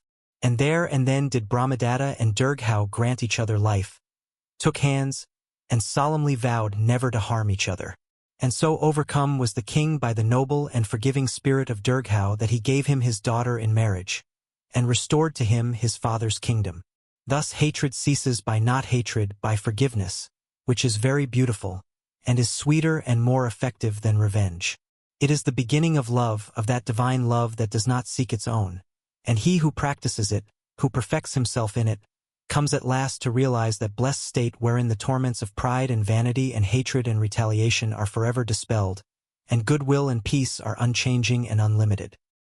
In that state of calm, silent bliss, even forgiveness passes away, and is no longer needed, For he who has reached it sees no evil to resent but only ignorance and delusion on which to have compassion. And forgiveness is only needed so long as there is any tendency to resent, retaliate, and take offense. Equal love towards all is the perfect law, the perfect state in which all lesser states find their completion. Forgiveness is one of the doorways in the faultless temple of love divine. 8. Seeing in no evil the solid universe is pervious to love. With bandaged eyes he never errs, around, below, above. His blinding light he flingeth white on God's and Satan's brood, and reconciles by mystic wiles the evil and the good. Emerson. If thou thinkest evil, be thou sure thine acts will bear the shadow of the stain, and if they thought be perfect, then thy deed will be as of the perfect, true, and pure. After Confucius. After much practice in forgiveness and having cultivated the spirit of forgiveness up to a certain point, knowledge of the actual nature of good and evil dawns upon the mind, and a man begins to understand how thoughts and motives are formed in the human heart, how they develop, and how take birth in the form of actions. This marks the opening of a new vision in the mind, the commencement of a nobler, higher, diviner life. For the man now begins to perceive that there is no necessity to resist or resent the actions of others towards him, whatever those actions may be, and that all along his resentment has been caused by his own ignorance, and that his own bitterness of spirit is wrong. Having arrived thus far, he will take himself with some such questionings as these. Why this continual retaliation and forgiveness? Why this tormenting anger against another and then this repentance and forgiveness? Is not forgiveness the taking back of one's anger, the giving up of one's resentment? And if anger and resentment are good and necessary, why repent of them and give them up? If it is so beautiful, so sweet, so peaceful to get rid of all feelings of bitterness and to utterly and wholly forgive, would it not be still more beautiful and sweet and peaceful never to grow bitter at all, never to know anger, never to resent as evil the action of another, but always to live in the experience of that pure, calm, blissful love which is known when an act of forgiveness is done, and all unruly passion towards another is put away? If another has done me wrong, is not my hatred towards him wrong? And can one wrong right another? Moreover, has he by his wrong really injured me, or has he injured himself? Am I not injured by my own wrong rather than by his? Why then do I grow angry? Why do I resent, retaliate, and engage in bitter thoughts? Is it not because my pride is piqued, or my vanity wounded, or my selfishness thwarted? Is not because my blind animal passions are aroused and allowed to subdue my better nature? Seeing that I am hurt by another person's attitude towards me because of my own pride or vanity or ungoverned and unpurified passions, would it not be better to look to the wrong in myself rather than the wrong in another, to get rid of pride and vanity and passion, and so avoid being hurt at all? By such self-questionings and their elucidation in the light of mild thoughts and dispassionate conduct, a man, gradually overcoming passion and rising out of the ignorance which gave rise to passion, will at last reach that blessed state in which he will cease to see evil in others, and will dwell in universal goodwill and love and peace. Not that he will cease to see ignorance and folly, not that he will cease to see suffering and sorrow and misery, not that he will cease to distinguish between acts that are pure and impure, right and wrong, for, having put away passion and prejudice, he will see these things in the full, clear light of knowledge, and exactly as they are, but he will cease to see any evil power in another which can do him injury, which he must violently oppose and strive to crush, and against which he must guard himself. Having arrived at right understanding of evil by purging it away from his own heart, he sees that it is a thing that does not call for hatred and fear and resentment but for consideration, compassion, and love. Shakespeare, through one of his characters, says, "There is no darkness but ignorance. All evil is ignorance, is dense darkness of mind, and the removal of sin from one's mind is a coming out of darkness into spiritual light. Evil is the negation of good, just as darkness is the negation or absence of light, and what is there in a negation to arouse anger or resentment? When night settles down upon the world, who is so foolish as to rail at the darkness? The enlightened man, likewise, does not accuse or condemn the spiritual darkness in men's hearts which is manifested in the form of sin, though by gentle reproof he may sometimes point out where the light lies. Now the ignorance to which I refer as evil, or as the source of evil, is twofold. There is wrongdoing which is committed without any knowledge of good and evil, and where there is no choice, this is unconscious wrongdoing. Then there is wrongdoing which is done in the knowledge that it ought not to be done, this is conscious wrongdoing. But both unconscious and conscious wrongdoing arise in ignorance, that is, ignorance of the real nature and painful consequences of the wrongdoing. Why does a man continue to do certain things which he feels he ought not to do? If he knows that what he is doing is wrong, where lies the ignorance? He continues to do those things because his knowledge of them is incomplete. He only knows he ought not to do them by certain precepts without any qualms of conscience within, but he does not fully and completely understand what he is doing. He knows that certain acts bring him immediate pleasure, and so, in spite of the troubled conscience which follows that pleasure, he continues to commit them. He is convinced that the pleasure is good and desirable, and therefore to be enjoyed. He does not know that pleasure and pain are one, but thinks he can have the one without the other. He has no knowledge of the law which governs human actions, and never thinks of associating his sufferings with his own wrongdoing, but believes that they are caused by the wrongdoing of others or are the mysterious dispensations of providence, and therefore not to be inquired into or understood. He is seeking happiness, and does those things which he believes will bring him most enjoyment, but he acts in entire ignorance of the hidden and inevitable consequences which attach to his actions. Said a man to me once who was the victim of a bad habit. I know the habit is a bad one, and that it does me more harm than good. I said, if you know that what you are doing is bad and harmful, why do you continue to do it? And he replied, because it is pleasant and I like it. This man, of course, did not really know that his habit was bad. He had been told that it was, and he thought he knew or believed it was, but in reality he thought it was good, that it was conducive to his happiness and well-being, and therefore he continued to practice it. When a man knows by experience that a thing is bad, and that every time he does it he injures body or mind or both, when his knowledge of that thing is so complete that he is acquainted with its whole train of baneful effects, then he cannot only not do it any longer, he cannot even desire to do it, and even the pleasure that was formerly in that thing becomes painful. No man would put a venomous snake in his pocket because it is prettily colored. He knows that a deadly sting lurks in those beautiful markings. Nor, when a man knows the unavoidable pain and hurt which lie hidden in wrong thoughts and acts, does he continue to think and commit them. Even the immediate pleasure which formerly he greedily sought is gone from them. Their surface attractiveness has vanished. He is no longer ignorant concerning their true nature. He sees them as they are. I knew a young man who was in business, and although a member of a church and occupying the position of voluntary religious instructor, he told me that it was absolutely necessary to practice lying and deception in business, otherwise sure and certain ruin would follow. He said he knew lying was wrong, but while he remained in business he must continue to do it. Upon questioning him I found, of course, that he had never tried truth and honesty in his business, had not even thought of trying the better way.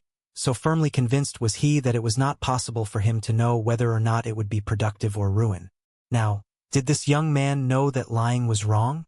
There was a perceptual sense only in which he knew, but there was a deeper and more real sense in which he did not know. He had been taught to regard lying as wrong, and his conscience bore out that teaching, but he believed that it brought to him profit, prosperity, and happiness, and that honesty would bring him loss, poverty, and misery. In a word, he regarded lying, deep in his heart, as the right thing to do, and honesty as the wrong practice. He had no knowledge whatever of the real nature of the act of lying. How it is, on the instant of its committal, loss of character, loss of self-respect, loss of power, usefulness, and influence, and loss of blessedness, and how it unerringly leads to loss of reputation and loss of material profit and prosperity. Only when such a man begins to consider happiness of others, prefers to embrace the loss which he fears rather than clutch at the gain which he desires, will he obtain that real knowledge which lofty moral conduct alone can reveal. And then, experiencing the greater blessedness, he will see how, all along, he has been deceiving and defrauding himself rather than others, has been living in darkest ignorance and self-delusion. These two common instances of wrongdoing will serve to illustrate and make plainer, to those of my readers who, while searching for truth, are as yet doubtful, uncertain, and confused, the deep truth that all sin or evil is a condition of ignorance and therefore to be dealt with in a loving and not a hateful spirit. And as with bad habits and lying, so with all sin, with lust, hatred, malice, envy, pride, vanity, self-indulgence, and selfishness in all its forms. It is a state of spiritual darkness, the absence of the light of truth in the heart, the negation of knowledge. Thus, when, by overcoming the wrong condition in one's own heart, the nature of evil is fully realized and mere belief gives place to living knowledge, evil can no longer be hatefully condemned and violently resisted, and the wrongdoer is thought of with tender compassion. And this brings us to another aspect of evil, namely, that of individual freedom, the right of every person to choose his own actions. Along with the seeing of evil in others is the desire to convert or coerce others into one's own ways of thinking and acting. Probably the commonest delusion in which men are involved is that of thinking that what they themselves believe and think and do is good, and all that is otherwise is evil, and therefore to be powerfully condemned and resisted. It is out of this delusion that all persecution springs. There are Christians who regard all atheists as men wholly evil, as given up to the service of an evil power, and there are atheists who firmly believe that all Christians are doing the greatest harm to the whole human race by their superstitious and false doctrines. The truth is that neither the Christian nor the atheist is evil, nor in the service of evil, but each is choosing his own way, and is pursuing that course which he is convinced is right. Let a man quietly contemplate the fact that numbers of followers of various religions the world over are, as they ever were, engaged in condemning each other as evil and wrong, and regarding themselves as good and right, and it will help him to realize how all evil is merely ignorance, spiritual darkness. And earnest meditation on that fact will be found to be one of the greatest aids in developing greater kindness, charity, insight, and breadth of mind. The truly wise and good man sees good in all, evil in none. He has abandoned the folly of wanting others to think and act as he thinks and acts, for he sees men are variously constituted, are at different points in their spiritual evolution, and must, of necessity, think and act differently.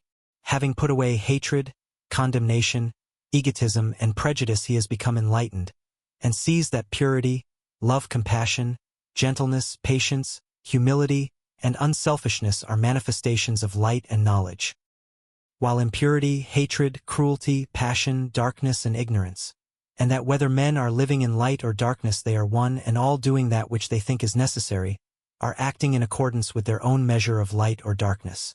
The wise man understands, and understanding, he ceases from all bitterness and accusation.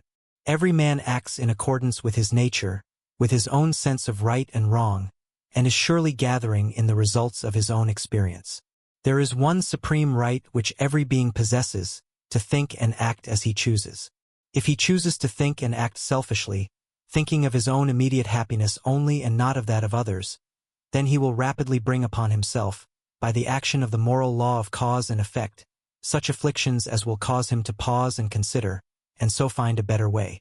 There is no teacher to compare with experience, no chastisement so corrective and purifying as that which men ignorantly inflict upon themselves. The selfish man is the ignorant man. He chooses his own way, but it is a way which leads to suffering, and through suffering to knowledge and bliss. The good man is the wise man. He likewise chooses his own way, but he chooses it in the full light of knowledge, having passed through the stages of ignorance and suffering, and arrived at knowledge and bliss. A man begins to understand what seeing no evil is when, putting away all personal desires in his judgments of others, he considers them from their own standpoint, and judges their actions not from his own standard but from theirs. It is because men set up arbitrary standards of right and wrong, and are anxious that all should conform to their particular standard, that they see evil in each other. A man is only rightly judged when he is judged not from my standard or yours but from his own, and to deal with him thus is not judgment, it is love. It is only when we look through the eyes of impersonal love that we become enlightened, and see others as they really are. And a man is approaching that love when he can say in his heart, "Who am I that I should judge another? Am I so pure and sinless that I arraign men and pass the judgment of evil upon them? Rather let me humble myself, and correct mine own errors, before assuming the position of supreme judge of those of other men." It was said by one of old to those who were about to stone, as evil, a woman taken in the act of committing one of the darkest sins. "He that is without sin, let him cast the first stone." And though he who said it was without sin, yet he took up no stone, nor passed any bitter judgment, but said, with infinite gentleness and compassion, "Neither do I condemn thee, go and sin no more." In the pure heart there is no room left where personal judgments and hatreds can find lodgment, for it is filled to overflowing with tenderness and love. It sees no evil, and only as men succeed in seeing no evil in others will they become free from sin and sorrow and suffering. No man sees evil in himself or his own acts except the man who is becoming enlightened, and then he abandons those acts which he has come to see are wrong. Every man justifies himself in what he does, and however evil others may regard his conduct, he himself thinks it to be good and necessary. If he did not, he would not, could not do it. The angry man always justifies his anger, the covetous man his greed, the impure man his unchastity. The liar considers that his lying is altogether necessary. The slanderer believes that, in vilifying the characters of those whom he dislikes, and warning other people against their evil natures, he is doing well. The thief is convinced that stealing is the shortest and best way to plenty, prosperity, and happiness, and even the murderer thinks that there is a ground of justification for his deed. Every man's deeds are in accordance with the measure of his own light or darkness, and no man can live higher than he is or act beyond the limits of his knoll 55 edge. Nevertheless, he can improve himself, and thereby gradually increase his light and extend the range of his knowledge. The angry man indulges in raillery and abuse because his knowledge does not extend to forbearance and patience. Not having practiced gentleness, he does not understand it, and cannot choose it. Nor can he know, by its comparison with the light of gentleness, the darkness of anger. It is the same with the liar, the slanderer, and the thief. He lives in this dark condition of mind and action because he is limited to it by his immature knowledge and experience, because never having lived in the higher conditions, he has no knowledge of them, and it is, to him, as if they were non-existent. The light shineth in the darkness, and the darkness comprehendeth it not. Nor can he understand even the conditions in which he is living, because, being dark, they are necessarily devoid of all knowledge. When a man driven by repeated sufferings to at last reflect upon his conduct, comes to see that his anger or lying, or whatever ignorant condition he may have been living in, is productive only of trouble and sorrow, then he abandons it, and commences to search for and practice the opposite and enlightened condition. And when he is firmly established in the better way, so that his knowledge of both conditions is complete, then he realizes in what great darkness he had formerly lived. This knowledge of good and evil by experience constitutes enlightenment. When a man begins to look, as it were, through the eyes of others, and to measure them by their own standard and not by his, then he ceases from seeing of evil in others, for he knows that every man's perception and standard of good and evil is different, that there is no vice so low but some men regard it as good, no virtue so high but some men regard it as evil, and what a man regards as good that to him is good, what he regards as evil that to him is evil. Nor will the purified man, who has ceased to see evil in others, have any desire to win men to his own ways or opinions, but will rather help them in their own particular groove, knowing that an enlarged experience only, and not merely change of opinion, can lead to higher knowledge and greater blessedness. It will be found that men see evil in those who differ from them, good in those who agree with them. The man who greatly loves himself and is enamored of his opinions will love all those who agree with him and will dislike all those who disagree with him. If ye love them that love ye, what reward have ye? Love your enemies. Do good to them that hate you. Egotism and vanity make men blind. Men of opposing religious views hate and persecute each other. Men of opposing political views fight and condemn each other. The partisan measures all men by his own standard, and sets up his judgments accordingly. So convinced is he that he is right and others wrong that he at last persuades himself that to inflict cruelty on others is both good and necessary in order to coerce them into his way of thinking and acting, and so bring them to the right, his right, against their own reason and will. Men hate, condemn, resist, and inflict suffering upon each other, not because they are intrinsically evil, not because they are deliberately wicked and are doing, in the full light of truth, what they know to be wrong, but because they regard such conduct as necessary and right. All men are intrinsically good, but some are wiser than others, are older in experience than others. I recently heard, in substance, the following conversation between two men whom I will call D and E-. The third person referred to as X is a prominent politician. E. Every man reaps the result of his own thoughts and deeds, and suffers for his own wrong. D. If that is so, and if no man can escape from the penalty of his evil deeds, what an inferno some of our men in power must be preparing for themselves. E. Whether a man is in power or not, So long as he lives in ignorance and sin, he will reap sorrow and suffering. D. Look, for instance, at X-, a man totally evil, given up entirely to selfishness and ambition. Surely great torments are reserved for so unprincipled a man. E. But how do you know he is so evil? D. By his works, his fruits. When I see a man doing evil, I know that he is evil. And I cannot even think of X, but I burn with righteous indignation. I am sometimes inclined to doubt that there is an overruling power for good when I see such a man in a position where he can do so much harm to others. E. What evil is he committing? D. His whole policy is evil. He will ruin the country if he remains in power. E. But while there are large numbers of people who think of X as you do, there are also large numbers equally intelligent who look on him as good and able, who admire him for his excellent qualities, and regard his policy as beneficent and making for national progress. He owes his position to these people. Are they also evil? D. They are deceived and mislead. And this only makes X's evil all the greater, in that he can so successfully employ his talents in deceiving others in order to gain his own selfish ends. I hate the man. E. May it not be possible that you are deceived? D. In what way? E. Hatred is self-deception. Love is self-enlightenment. No man can see either himself or others clearly until he ceases from hatred and practices love. D. That sounds very beautiful, but it is impracticable.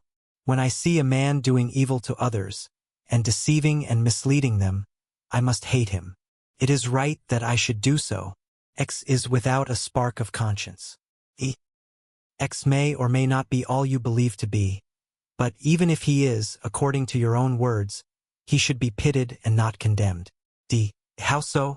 E. You say he is without a conscience. D. Entirely so. E. Then he is a mental cripple. Do you hate the blind because they cannot see, the dumb because they cannot speak, or the deaf because they cannot hear? When a captain has lost his rudder or broken his compass, do you condemn him because he did not keep his ship off the rocks? Do you hold him responsible for the loss of life? If a man is totally devoid of conscience, he is without the means of moral guidance, and all his selfishness must, perforce, appear to him good and right and proper. X may appear evil to you, but is he evil to himself? Does he regard his own conduct as evil? D. Whether he regards himself as evil or not, he is evil. E. If I were to regard you as evil because of your hatred for X, should I be right? E. No. E. Why not? D. Because in such a case hatred is necessary, justifiable, and righteous. There is such a thing as righteous anger, righteous hatred. E. Is there such a thing as righteous selfishness, righteous ambition, righteous evil? I should be quite wrong in regarding you as evil because you are doing what you are convinced is right, because you regard your hatred for X as part of your duty as a man and a citizen. Nevertheless, there is a better way than that of hatred, and it is the knowledge of this better way that prevents me from hating X as you do, because however wrong his conduct might appear to me, it is not wrong to him nor to his supporters. Moreover, all men reap as they sow. D. What, then, is that better way? E. It is the way of love, the ceasing to regard others as evil. It is a blessed and peaceful state of heart. D. Do you mean that there is a state which a man can reach wherein he will grow angry when he sees people doing evil? E. No, I do not mean that, for while a man regards others as evil, he will continue to grow angry with them. But I mean that a man can reach a state of calm insight and spotless love wherein he sees no evil to grow angry with, wherein he understands the various natures of men, how they are prompted to act, and how they reap, as the harvest of their own thoughts and deeds, the tears of sufferings and the corn of bliss. To reach that state is to regard all men with compassion and love. D. The state that you picture is a very high one. It is, no doubt, a very holy and beautiful one, but it is a state that I should be sorry to reach, and I should pray to be preserved from a state of mind where I could not hate a man like X with an intense hatred. Thus, by this conversation it will be seen that D regarded his hatred as good. Even so, all men regard that which they do as necessary to be done. The things which men habitually practice, those things they believe in. When faith in a thing wholly ceases, it ceases to be practiced. Ds. Individual liberty is equal to that of other men, and he has a right to hate another if he so wishes, nor will he abandon his hatred until he discovers, by the sorrow and unrest which it entails, how wrong and foolish and blind it is, and how, by its practice, he is injuring himself. A great teacher was once asked by one of his disciples to explain the distinction between good and evil, and holding his hand with the fingers pointing downward, he said, "Where is my hand pointing?" And the disciple replied, "It is pointing downward." Then, turning his hand upward, the teacher asked, "Where now is my hand pointing?" And the disciple answered, "It is pointing upward." "That," said the teacher, "is the distinction between evil and good." By this simple illustration he indicated that evil is merely wrongly directed energy, and good rightly directed energy, and that the so-called evil man becomes good by reversing his conduct. To understand the true nature of evil by living in the good is to cease to see other men as evil. Blessed is he who, turning from the evil in others, exerts himself in the purification of his own heart. He shall one day become of too pure eyes to behold evil. Knowing the nature of evil, what does it behove a man to do? It behoves him to live only in that which is good. Therefore, if a man condemn me, I will not condemn him in return. If he revile me, I will give him kindness. If he slander me, I will speak of his good qualities. If he hate me, then he greatly needs and shall receive my love. With the impatient I will be patient. With the greedy I will be generous. And with the violent and quarrelsome I will be mild and peaceable. Seeing no evil, whom should I hate or who regard as mine enemy? Were mankind murderous or jealous upon you, my brother, my sister? I'm so sorry for you. They are not murderous or jealous upon me. All has been gentle with me. I keep no account with lamentation. What have I to do with lamentation? He who sees men as evil imagines that behind those acts which are called wicked, there is a corporate and substantial evil prompting those particular sins, but he of stainless vision sees the deeds themselves as the evil, and knows that there is no evil power, no evil soul or man behind those deeds. The substance of the universe is good. There is no substance of evil. Good alone is permanent. There is no fixed or permanent evil. As brothers and sisters, born of the same parents and being of one household, love each other through all vicissitudes, see no evil in each other, but overlook all errors, and cling together in the strong bonds of affection, even so the good man sees humanity as one spiritual family, born of the same father-mother, being of the same essence and making for the same goal, and he regards all men and women as his brothers and sisters, makes no divisions and distinctions, sees none as evil, but is peace with all. Happy is he who attains to this blessed state. 9. Abiding joy, who carry music in their heart through dusky alone and wrangling mart, plying their daily toil with busier feet, because their secret souls a holier repeat. Serene will be our days and bright, and happy will our nature be, when love is an unerring light, and joy its own security. Wordsworth. Abiding joy, is there such a thing? Where is it? Who possesses it? Yeah, there is such a thing. It is where there is no sin. It is possessed by the pure-hearted. As darkness is a passing shadow, and light is substance that remains, so sorrow is fleeting, but joy abides forever. No true thing can pass away and become lost. No false thing can remain and be preserved. Sorrow is false, and it cannot live. Joy is true, and it cannot die. Joy may become hidden for a time, but it can always be recovered. Sorrow may remain for a period, but it can be transcended and dispersed. Do not think your sorrow will remain. It will pass away like a cloud. Do not believe that the torments of sin are ever your portion. They will vanish like a hideous nightmare. Awake, arise, be holy and joyful. You are the creator of your own shadows. You desire and then you grieve. Renounce and then you all rejoice. You are not the impotent slave of sorrow. The never-ending gladness awaits your homecoming. You are not the helpless prisoner of the darkness and dreams of sin. Even now the beautiful light of holiness shines upon your sleeping lids, ready to greet your awakening vision. In the heavy, troubled sleep of sin and self the abiding joy is lost and forgotten. Its undying music is no more heard, and the fragrance of its fadeless flowers no longer cheers the heart of the wayfarer. But when sin and self are abandoned, when the clinging to things for personal pleasure is put away, then the shadows of grief disappear, and the heart is restored to its imperishable joy. Joy comes and fills the self-emptied heart. It abides with the peaceful. Its reign is with the pure. Joy flees from the selfish. It deserts the quarrelsome. It is hidden from the impure. Joy is as an angel so beautiful and delicate and chaste that she can only dwell with holiness. She cannot remain with selfishness. She is wedded to love. Every man is truly happy insofar as he is unselfish. He is miserable insofar as he is selfish. All truly good men, and by good men I mean those who have fought victoriously the battle against self, are men of joy. How great is the jubilation of the saint! No true teacher promises sorrow as the ultimate of life. He promises joy.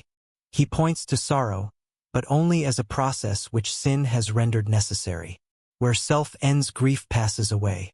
Joy is the companion of righteousness. In the divine life, tender compassion fills the place where weeping sorrow sat. During the process of becoming unselfish, there are periods of deep sorrow. Purification is necessarily severe. All becoming is painful.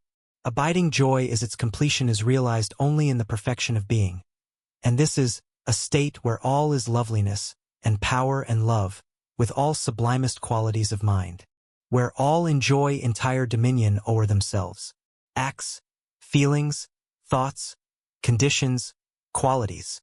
Consider how a flower evolves and becomes. At first there is a little germ groping its way in the dark soil towards the upper light. Then the plant appears and leaf is added unto leaf. And finally the perfected flower appears, in the sweet perfume and chaste beauty of which all effort ceases. So, with human life. At first the blind groping for the light in the dark soil of selfishness and ignorance. Then the coming into the light, and the gradual overcoming of selfishness with its accompanying pain and sorrow. And finally the perfect flower of a pure, unselfish life, giving forth, without effort, the perfume of holiness and the beauty of joy. The good, the pure, are the superlatively happy. However men may argumentatively deny or qualify this, humanity instinctively knows it to be true. Do not men everywhere picture their angels as the most joyful of beings? There are joyful angels in bodies of flesh. We meet them and pass on. And how many of those who come in contact with them are sufficiently pure to see vision within the form, to see the incorruptible angel in its common instrument of clay? They needs must grope who cannot see. The blade before the ear must be. The outward symbols disappear from him whose inward sight is clear. Yes, the pure are the joyful. We look almost in vain for any expressions of sorrow in the words of Jesus. The man of sorrows is only completed in the man of joy. I, Buddha, who wept with all my brother's tears, whose heart was broken by a whole world's woe, laugh and am glad, for there is liberty. In sin and in the struggle against sin, there is unrest and affliction, but in the perfection of truth, in the path of righteousness, there is abiding joy. Enter the path. There spring the healing streams quenching all thirst. There bloomed immortal flowers carpeting all the way with joy. There throng swiftest and sweetest hours. Tribulation lasts only so long as there remains some chaff of self which needs to be removed. The tribulum, or threshing machine, ceases to work when all the grain is separated from chaff, and when the last impurities are blown away from the soul, tribulation has completed its work, and there is no more need for it. Then abiding joy is realized. All the saints and prophets and saviors of the race have proclaimed with rejoicing the gospel or the good news. All men know what good news is. An impending calamity avoided, a disease cured, friends arrived or returned in safety, difficulties overcome, success in some enterprise assured. But what is the good news of the saintly ones?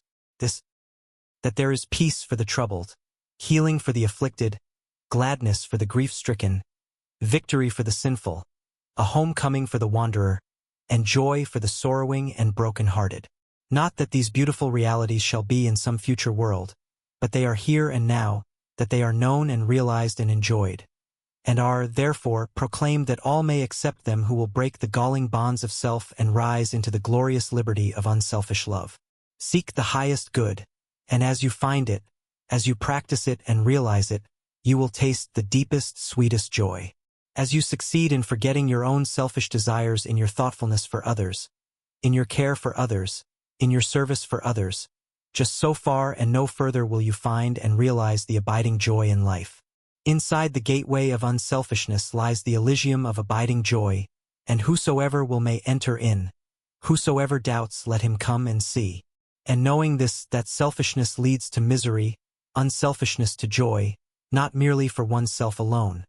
For if this were all, how unworthy could be our endeavors. But for the whole world, and because all with whom we live and come in contact will be the happier and truer for our unselfishness. Because humanity is one, and the joy of one is the joy of all. Knowing this, let us scatter flowers and not thorns in the common ways of life.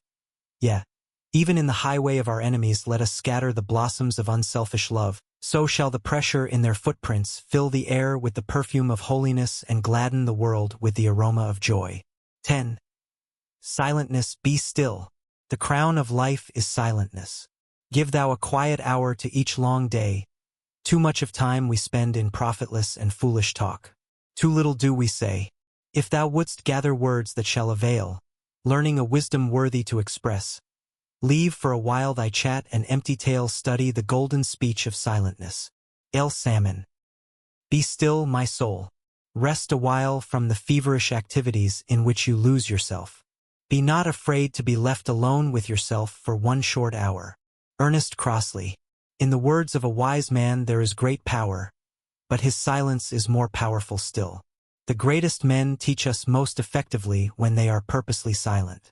The silent attitude of the great man, noted, perhaps, by one or two of his disciples only, is recorded and preserved through the ages, while the obtrusive words of the merely clever talker, heard, perhaps, by thousands, and at once popularized, are neglected and forgotten in, at most, a few generations. The silence of Jesus, when asked by Pilate, "What is truth?" is the impressive, the awful silence of profound wisdom. It is pregnant with humility and reproof, and perpetually rebukes that shallowness that, illustrating the truth that fools step in where angels fear to tread, would in terms of triteness parcel out the universe, or think to utter the be-all and the end-all of the mystery of things in some textual formula or theological platitude. When, plied with questions about Brahma, God, by the argumentative Brahmins, Buddha remained silent. He taught them better than they knew, and if by his silence he failed to satisfy the foolish, he thereby profoundly instructed the wise. Why all this ceaseless talk about God, with its accompaniment of intolerance? Let men practice some measure of kindliness and goodwill, and thereby acquaint themselves with the simple rudiments of wisdom. Why all these speculative arguments about the nature of God? Let us first understand somewhat of ourselves. There are no greater marks of folly and moral immaturity than irreverence and presumption. No greater manifestations of wisdom and moral maturity than reverence and humility. Lao Tzu, in his own life, exemplified his teaching that the wise man teaches without words. Disciples were attracted to him by the power which ever accompanies a wise reserve. Living in comparative obscurity and silence, not courting the ear of men, and never going out to teach, men sought him out and learned of him wisdom. The silent acts of the great ones are beacons to the wise, illuminating their pathway with no uncertain radiance. For he would attain to virtue and wisdom must learn, not only when to speak and what to say, but also when to remain silent and what not to say. The right control of the tongue is the beginning of wisdom. The right control of the mind is the consummation of wisdom. By curbing his tongue, a man gains possession of his mind, and to have complete possession of one's mind is to be a master of silence. The fool babbles, gossips, argues, and bandies words. He glories in the fact that he has had the last word and has silenced his opponent. He exults in his own folly, is ever on the defensive, and wastes his energies in unprofitable channels. He is like a gardener who continues to dig and plant in unproductive soil. The wise man avoids idle words, gossip, vain argument, and self-defense. He is content to appear defeated, rejoices when he is defeated, knowing that, having found and removed another error in himself, he has thereby become wiser. Blessed is he who does not strive for the last word. Backward I see in my own days where I sweated through fog with linguists and contenders. I have no mockings or arguments. I witness and wait. Silence under provocation is the mark of a cultured and sympathetic soul. The thoughtless and unkind are stirred by every slight provocation, and will lose their mental balance by even the appearance of a personal encroachment. The self-possession of Jesus is not a miracle. It is the flower of culture, the diadem of wisdom. When we read of Jesus that he answered never a word, and of Buddha that he remained silent, we get a glimpse of the vast power of silence, of the silent majesty of true greatness. The silent man is the powerful man. The victim of garrulity is devoid of influence. His spiritual energies are dissipated. Every mechanic knows that before a force can be utilized and definitely directed, it must be conserved and stored. And the wise man is a spiritual mechanic who conserves the energies of his mind, holds them in masterful abeyance, ready at any moment to direct them, with effective purpose, to the accomplishment of some necessary work. The true strength is in silentness. It is well said that the dog that barks does not bite. The grim and rarely broken silence of the bulldog is the necessary adjunct to that powerfully concentrated and effectual action for which the animal is known and feared. This, of course, is a lower form of silentness, but the principle is the same. The boaster fails. His mind is diverted from the main purpose, and his energies are frittered away upon self-glorification. His forces are divided between his task and the reward to himself, the greater portion going to feed the lust of reward. He is like an unskillful general who loses the battle through dividing his forces instead of concentrating them upon a point. Or he is like a careless engineer who leaves open the waste valve of his engine and allows the steam to run down. The modest, silent, earnest man succeeds. Freed from vanity, and avoiding the dissipation of self-glorification, all his powers are concentrated upon the successful performance of his task. Even while the other man is talking about his powers, he is already about his work, and is so much nearer than the other to its completion. It is a law everywhere and always that energy distributed is subject unto energy conserved. The noisy and boasting Charles will ever be thrown by the quiet and modest Orlando. It is a law universally applicable that quietness is strength. The businessman who succeeds never talks about his plans, methods, and affairs, and should he, turned giddy by success, begin to do this, he will then commence to fail. The man of great moral influence never talks about himself and his spiritual victories, for should he do so, in that moment his moral power and influence would be gone, and, like Samson, he would be shorn of his strength. Success, worldly or spiritual, is the willing servant of strong, steady, silent, unflinching purpose. The most powerful disintegrating forces make no noise. The greatly overcoming mind works silently. If you would be strong, useful, and self-reliant, learn the value and power of silentness. Do not talk about yourself. The world instinctively knows that the vain talker is weak and empty, and so it leaves him to his own vanity. Do not talk about what you are going to do, but do it, and let your finished work speak for itself. Do not waste your forces in criticizing and disparaging the work of others, but set about to do your own work thoroughly and well. The worst work with earnestness and sweetness behind it is altogether better than barking at others. While you are disparaging the work of others, you are neglecting your own. If others are doing badly, help and instruct them by doing better yourself. Neither abuse others nor account their abuse of any weight. When attacked, remain silent. In this way you will conquer yourself, and will, without the use of words, teach others. But the true silence is not merely a silent tongue. It is a silent mind. To merely hold one's tongue, and yet to carry about a disturbed and rankling mind, is no remedy for weakness and no source of power. Silentness, to be powerful, must envelop the whole mind, must permeate every chamber of the heart. It must be the silence of peace. To this broad, deep, abiding silentness a man attains only in the measure that he conquers himself. While passions, temptations, and sorrows disturb, the holier, profounder depths of silence are yet to be sounded. To smart under the words and actions of others means that you are yet weak, uncontrolled, unpurified.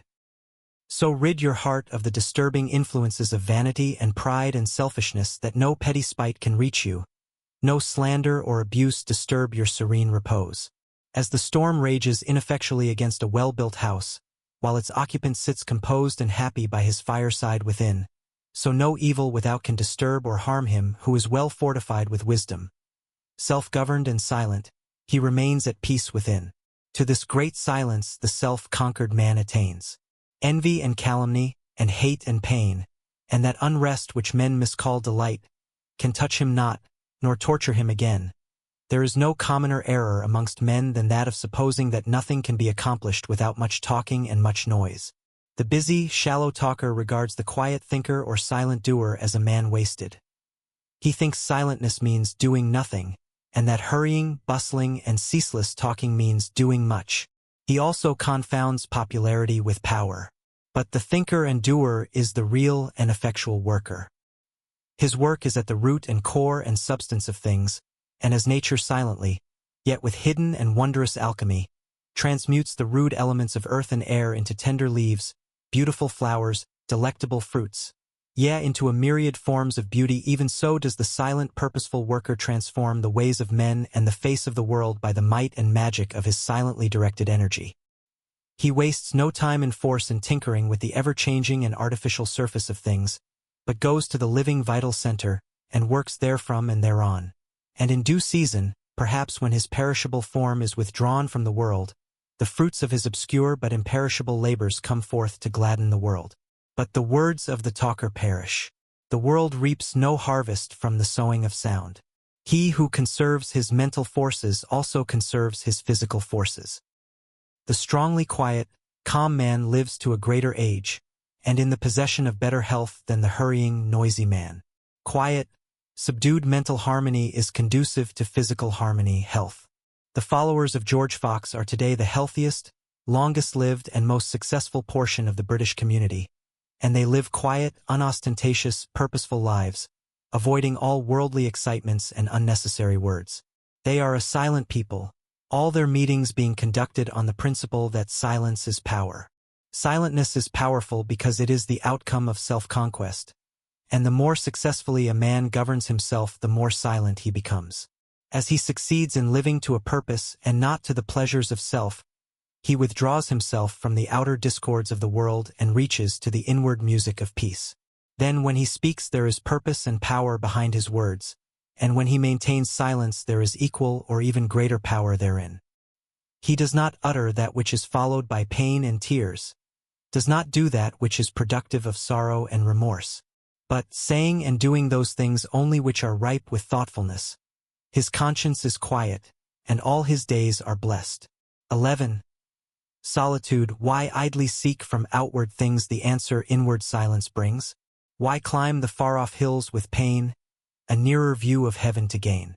In lowliest depths of bosky dells the hermit contemplation dwells, whence, piercing heaven with screened sight, he sees at noon the stars, whose light shall glorify the coming night.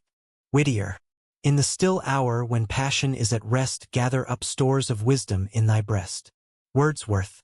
Man's essential being is inward, invisible, spiritual, and as such it derives its life, strength, from within, not from without. Outward things are channels through which its energies are expended, but for renewal it must fall back on the inward silence. In so far as man strives to drown this silence in the noisy pleasures of the senses, and endeavors to live in the conflicts of outward things, just so much does he reap the experiences of pain and sorrow, which, becoming at last intolerable, drive him back to the feet of inward comforter, to the shrine of the peaceful solitude within. As the body cannot thrive on empty husks, neither can the spirit be sustained on empty pleasures. If not regularly fed, the body loses its vitality, and, pained with hunger and thirst, cries out for food and drink. It is the same with the spirit. It must be regularly nourished in solitude on pure and holy thoughts, or it will lose its freshness and strength, and will at last cry out in its painful and utter starvation. The yearning of an anguish-stricken soul for light and consolation is the cry of a spirit that is perishing of hunger and thirst. All pain and sorrow is spiritual starvation, and aspiration is the cry for food. It is the prodigal son who, perishing of hunger, turns his face longingly towards his father's home. The pure life of the spirit cannot be found, but is lost in the life of the senses. The lower desires are ever clamorous for more, and they afford no rest. The outward world of pleasure, personal contact, and noisy activities is a sphere of wear and tear which necessitates the counterbalancing effect of solitude. Just as the body requires rest for the recuperation of its forces, so the spirit requires solitude for the renewal of its energies. Solitude is as indispensable to man's spiritual welfare as sleep is to his bodily well-being, and pure thought or meditation, which is evoked in solitude, is to the spirit what activity is to the body. As the body breaks down when deprived of the needful rest and sleep, so do the spirits of men break down, being deprived of the necessary silence and solitude.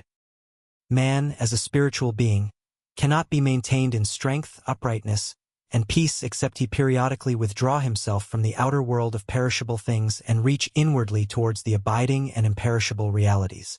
The consolations of the creeds are derived from the solitude which those creeds enforce. The regular observance of the ceremonies of formal religion, attended as they are with concentrated silence and freedom from worldly distractions, compels men to do unconsciously that which they have not yet learned to do consciously, namely, to concentrate the mind periodically on the inward silence, and meditate, though very briefly, on high and holy things. The man who has not learned to control and purify his mind in seasons of chosen solitude, yet whose awakening aspirations grope for something higher and nobler than he yet possesses, feels the necessity for the aid of ceremonial religion.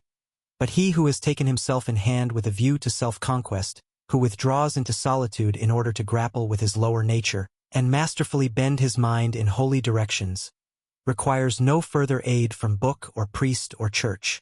The church does not exist for the pleasure of the saint but for the elevation of the sinner. In solitude a man gathers strength to meet the difficulties and temptations of life, knowledge to understand and conquer them, and wisdom to transcend them. As a building is preserved and sustained by virtue of the foundation which is hidden and unobserved, so a man is maintained perpetually in strength and peace by virtue of his lonely hour of intense thought which no eye beholds. It is in solitude only that a man can be truly revealed to himself, that he can come to understand his real nature, with all its powers and possibilities. The voice of the spirit is not heard in the hubbub of the world and amid the clamors of conflicting desires.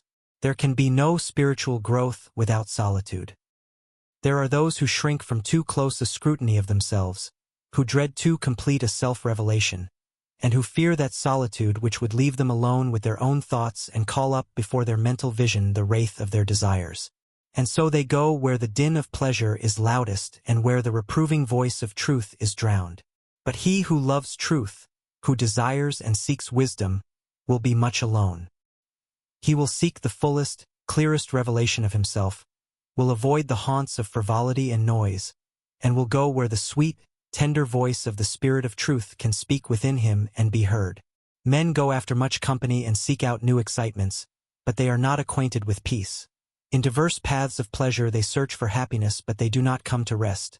Through diverse ways of laughter and feverish delirium they wander after gladness and life, but their tears are many and grievous, and they do not escape death. Drifting upon the ocean of life in search of selfish indulgences, men are caught in its storms, and only after many tempests and much privation do they fly to the rock of refuge which rests in the deep silence of their own being. While a man is absorbed in outward activities, he is giving out his energies and is becoming spiritually weaker, and in order to retain his moral vigor he must resort to solitary meditation. So needful is this that he who neglects it loses or does not attain the right knowledge of life. Nor does he comprehend and overcome those most deeply rooted and subtlest of sins which appear like virtues deceiving the elect, and to which all but the truly wise succumb. True dignity abides with him alone, who, in the silent hour of inward thought, can still suspect and still revere himself in lowliness of heart. He who lives, without ceasing in outward excitement, lives most in disappointments and griefs. Where the sounds of pleasure are greatest, heart emptiness is the keenest and deepest.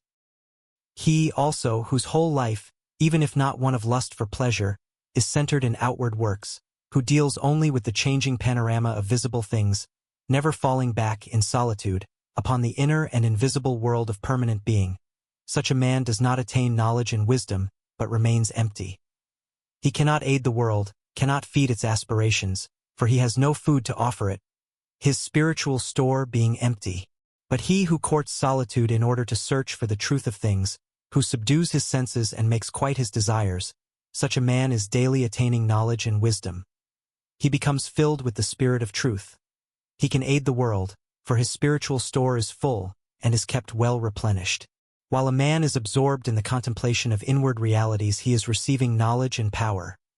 He opens himself like a flower to the universal light of truth and receives and drinks in its life-imparting rays.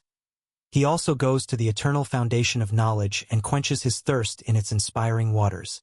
Such a man gains, in 1 hour of concentrated thought, more essential knowledge than a whole year's reading could impart. Being is infinite and knowledge is illimitable and its source inexhaustible. And he who draws upon the innermost depths of his being drinks from the spring of divine wisdom which can never run dry, and quaffs the waters of immortality. It is this habitual association with the deep realities of being, this continual drinking in of the water of life at its perennial source, that constitutes genius. The resources of genius are inexhaustible because they are drawn from the original and universal source, and for the same reason the works of genius are ever new and fresh. The more a genius gives out, the fuller he becomes. With the accomplishment of every work his mind extends and expands, reaches out more vastly, and sees wider and ever wider ranges of power. The genius is inspired. He has bridged the gulf between the finite and infinite.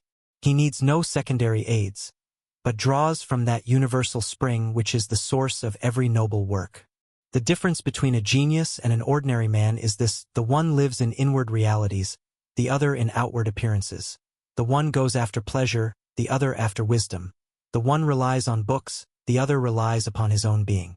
Book learning is good when its true place is understood, but is not the source of wisdom. The source of wisdom is in life itself, and is comprehended by effort, practice, and experience. Books give information, but they cannot bestow knowledge. They can stimulate but cannot accomplish. You must put forth effort and achieve for yourself. The man who relies entirely upon books and does not go to the silent resources within himself is superficial and becomes rapidly exhausted. He is uninspired, though he may be extremely clever, for he soon reaches the end of his stock of information and so becomes void and repetitious. His works lack the sweet spontaneity of life and ever-renewed freshness of inspiration. Such a man has cut himself off from the infinite supply and deals, not with life itself, but with dead or decaying appearances. Information is limited. Knowledge is boundless. The inspiration of genius and greatness is fostered, evolved, and finally completed in solitude. The most ordinary man who conceives a noble purpose, and, summoning all his energies and will, broods upon and ripens his purpose in solitude, will accomplish his object and become a genius. The man who renounces the pleasure of the world, who avoids popularity and fame, and who works in obscurity and thinks in solitude for the accomplishment of a lofty ideal for the human race, becomes a seer and a prophet. He who silently sweetens his heart, who attunes his mind to that which is pure and beautiful and good, who in long hours of lonely contemplation strives to reach to the central and eternal heart of things, brings himself in touch with the inaudible harmonies of being, opens himself for the reception of the cosmic song, and becomes at last a singer and a poet. And so with all genius. It is the child of solitude, a very simple-hearted child, wide-eyed and listening and beautiful, yet withal to the noise-enamored world an incomprehensible mystery, of which it is only now and then vouchsafed a glimpse from beyond the well-guarded portals of silence.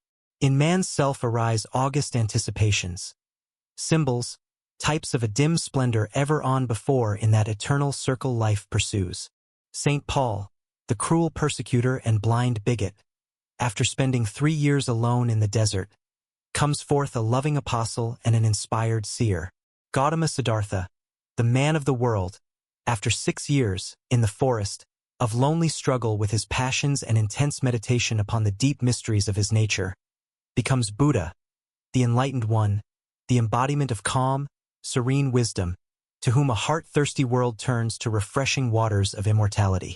Lao Tzu, an ordinary citizen filling a worldly office, in his search for knowledge courts solitude, and discovers Tao, the supreme reason, by virtue of which he becomes a world teacher. Jesus, the unlettered carpenter, after many years of solitary communion upon the mountains with the unfailing love and wisdom, comes forth a blessed Savior of mankind. Even after they had attained, and had scaled the lofty heights of divine knowledge, these great souls were much alone, and retired frequently for brief seasons of solitude. The greatest man will fall from his moral height and lose his influence if he neglects that renewal of power which can only be obtained in solitude.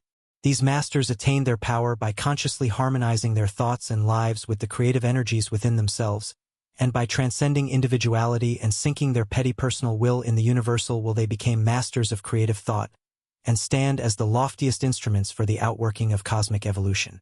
And this is not miraculous, it is a matter of law. It is not mysterious except in so far as law is mysterious. Every man becomes a creative master in so far as he subordinate himself to the universally good and true. Every poet, painter, saint, and sage is the mouthpiece of the eternal. The perfection of the message varies with the measure of individual selflessness. In so far as self intervenes, the distinctness of the work and message becomes blurred. Perfect selflessness is the acme of genius, the consummation of power. Such self-abnegation can only be begun, pursued, and completed in solitude. A man cannot gather together and concentrate his spiritual forces while he is engaged in spending those forces in worldly activities, and although after power is attained the balance of forces can be maintained under all circumstances, even in the midst of the antagonistic throng, such power is only secured after many years of frequent and habitual solitude. Man's true home is in the great silence.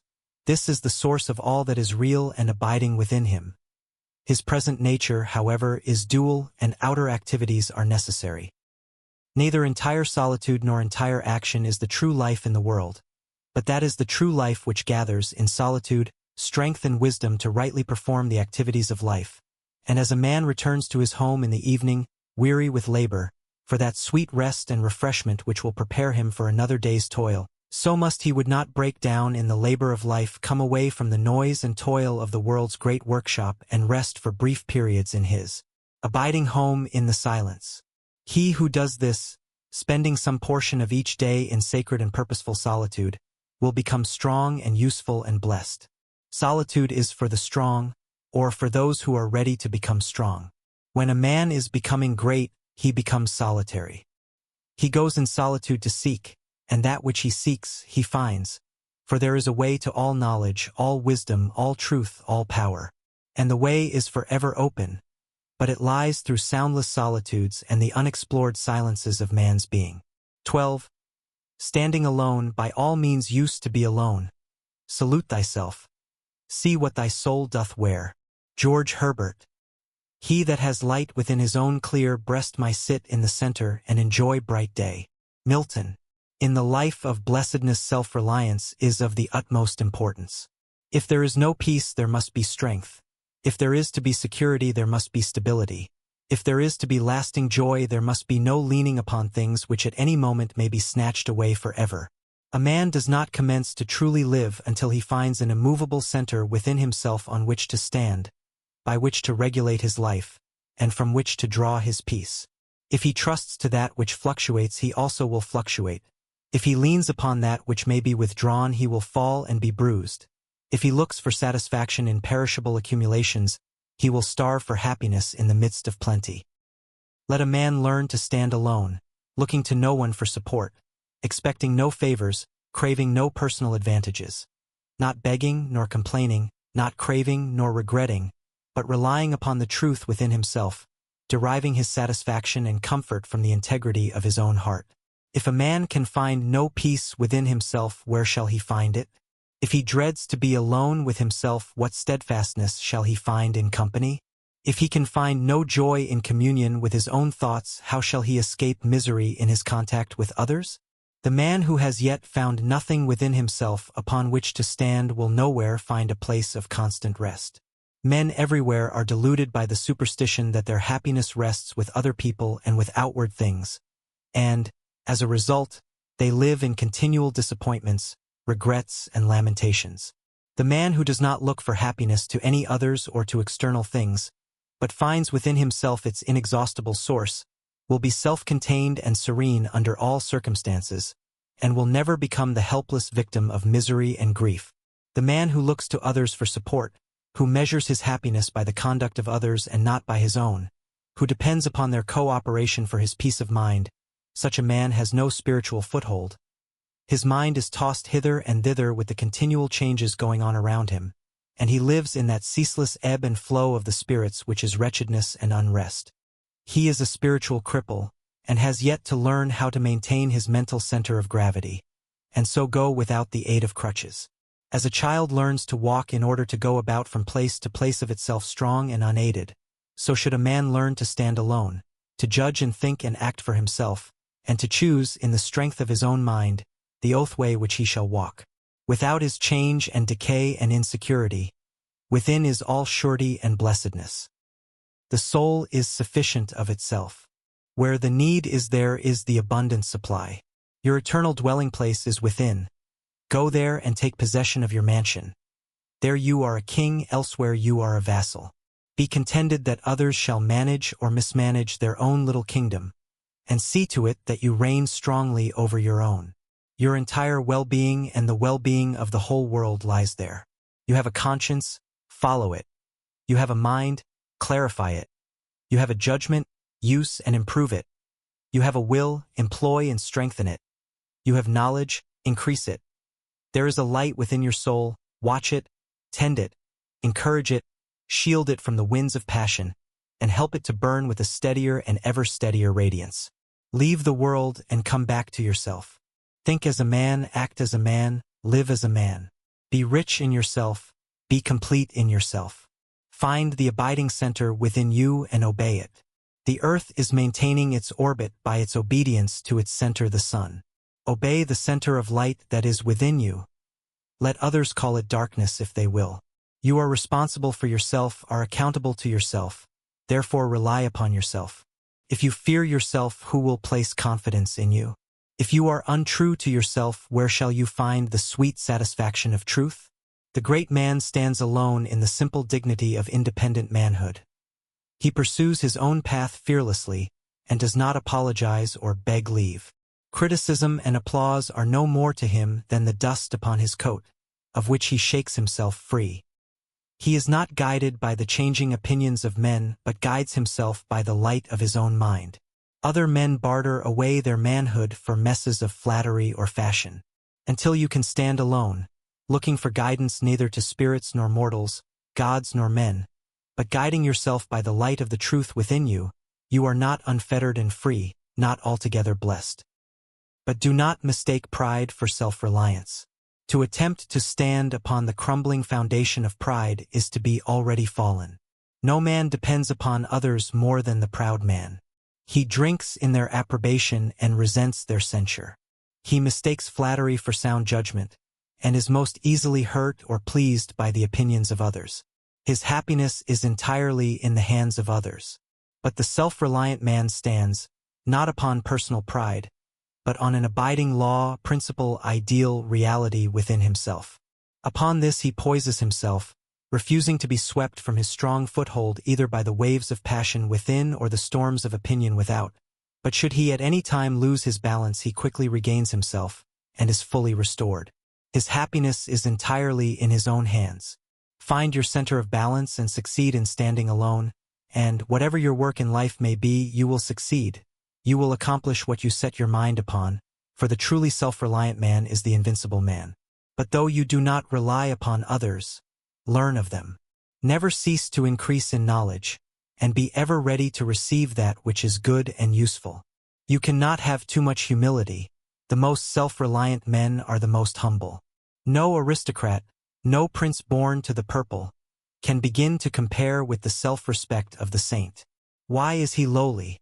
But that he knows that he can well afford it, resting on the largeness of God in him. Learn of all men, and especially of the masters of truth, but do not lose your hold upon the truth that the ultimate guidance is in yourself. A master can say, "Here is the path," but he can neither compel you to walk it nor walk it for you. You must put forth your own efforts, must achieve by your own strength, must make his truth your truth by your own unaided exertions. You must implicitly trust yourself. This thing is God. To be man with thy might, to grow great in the strength of thy spirit, and live out thy life as the light. You are to be master of yourself, lord over yourself, not fawning and imitating, but doing your work as a living, vital portion of the universe. Giving love but not expecting it. Giving sympathy but not craving for it. Giving aid but not depending upon it. If men should censure your work, heed them not. It sufficeth that your work be true. Rest you in this sufficiency. Do not ask, will my work please? But, is it real? If your work be true, the criticism of men cannot touch it. If it be false, their disapproval will not slay it quicker than it will die of itself. The words and acts of truth cannot pass away until their work is fully accomplished. The words and acts of error cannot remain, for they have no work to do. Criticism and resentment are alike superfluous. Free yourself from the self-imposed tyranny of slavish dependence, and stand alone, not as an isolated unit but as a sympathetic portion of the whole. Find the joy that results from well-earned freedom, the peace that flows from wise self-possession, the blessedness that inheres in native strength. Honor to him who, self-complete, if lone, carves to the grave one pathway all his own, and heeding naught that men may think or say, asks but his soul if doubtful of the way. 13. Understanding the simple laws of life, watch narrowly the demonstration of a truth, its birth, and you trace back the effluence to its spring and source within us. Browning. More is the treasure of law than gems, sweeter than comb its sweetness, its delights delightful past compare. The light of Asia. Walking those byways which I have so far pointed out, resting in their beauty and drinking in their blessedness, the pilgrim along life's broad highway will in due time come to one wherein his last burden will fall from him, where all his weariness will pass away, where he will drink of light-hearted liberty, and rest in perpetual peace. And this most blessed of spiritual byways, the richest source of strength and comfort, I call the right understanding of the simple laws of life. He who comes to it leaves behind him all lack and longing, all doubt and perplexity, all sorrow and uncertainty. He lives in the fullness of satisfaction, in light and knowledge, in gladness and surety. He who comprehends the utter simplicity of life, who obeys its laws and does not step aside into the dark paths and complex mazes of selfish desire, stands where no harm can reach him, where no enemy can lay him low, and he doubts, desires, and sorrows no more. Doubt ends where reality begins. Painful desire ceases where the fullness of joy is perpetual and complete. And when the unfailing and eternal good is realized, what room is there for sorrow? Human life, when rightly lived, is simple with a beautiful simplicity, but it is not rightly lived while it is bound to a complexity of lusts, desires, and wants. These are not the real life but the burning fever and painful disease which originate in an unenlightened condition of mind. The curtailing of one's desires is the beginning of wisdom, their entire mastery its consummation. This is so because life is bounded by law, and, being inseparable from law, life has no need that is not already supplied. Now lust, or desire, is not need, but a rebellious superfluity, and as such it leads to deprivation and misery. The prodigal son, while in his father's house, not only had all that he required, but was surrounded by a superabundance. Desire was not necessary, because all things were at hand. But when desire entered his heart, he went into a far country, and began to be in want. And it was only when he became reduced to the utmost extremity of starvation that he turned with longing towards his father's home. This parable is symbolical of the evolution of the individual and the race. Man has come into such a complexity of cravings that he lives in continual discontent, dissatisfaction, want, and pain, and his only cure lies in a return to the Father's home, that is, to actual living or being as distinguished from desiring. But a man does not do this until he is reduced to the last extremity of spiritual starvation.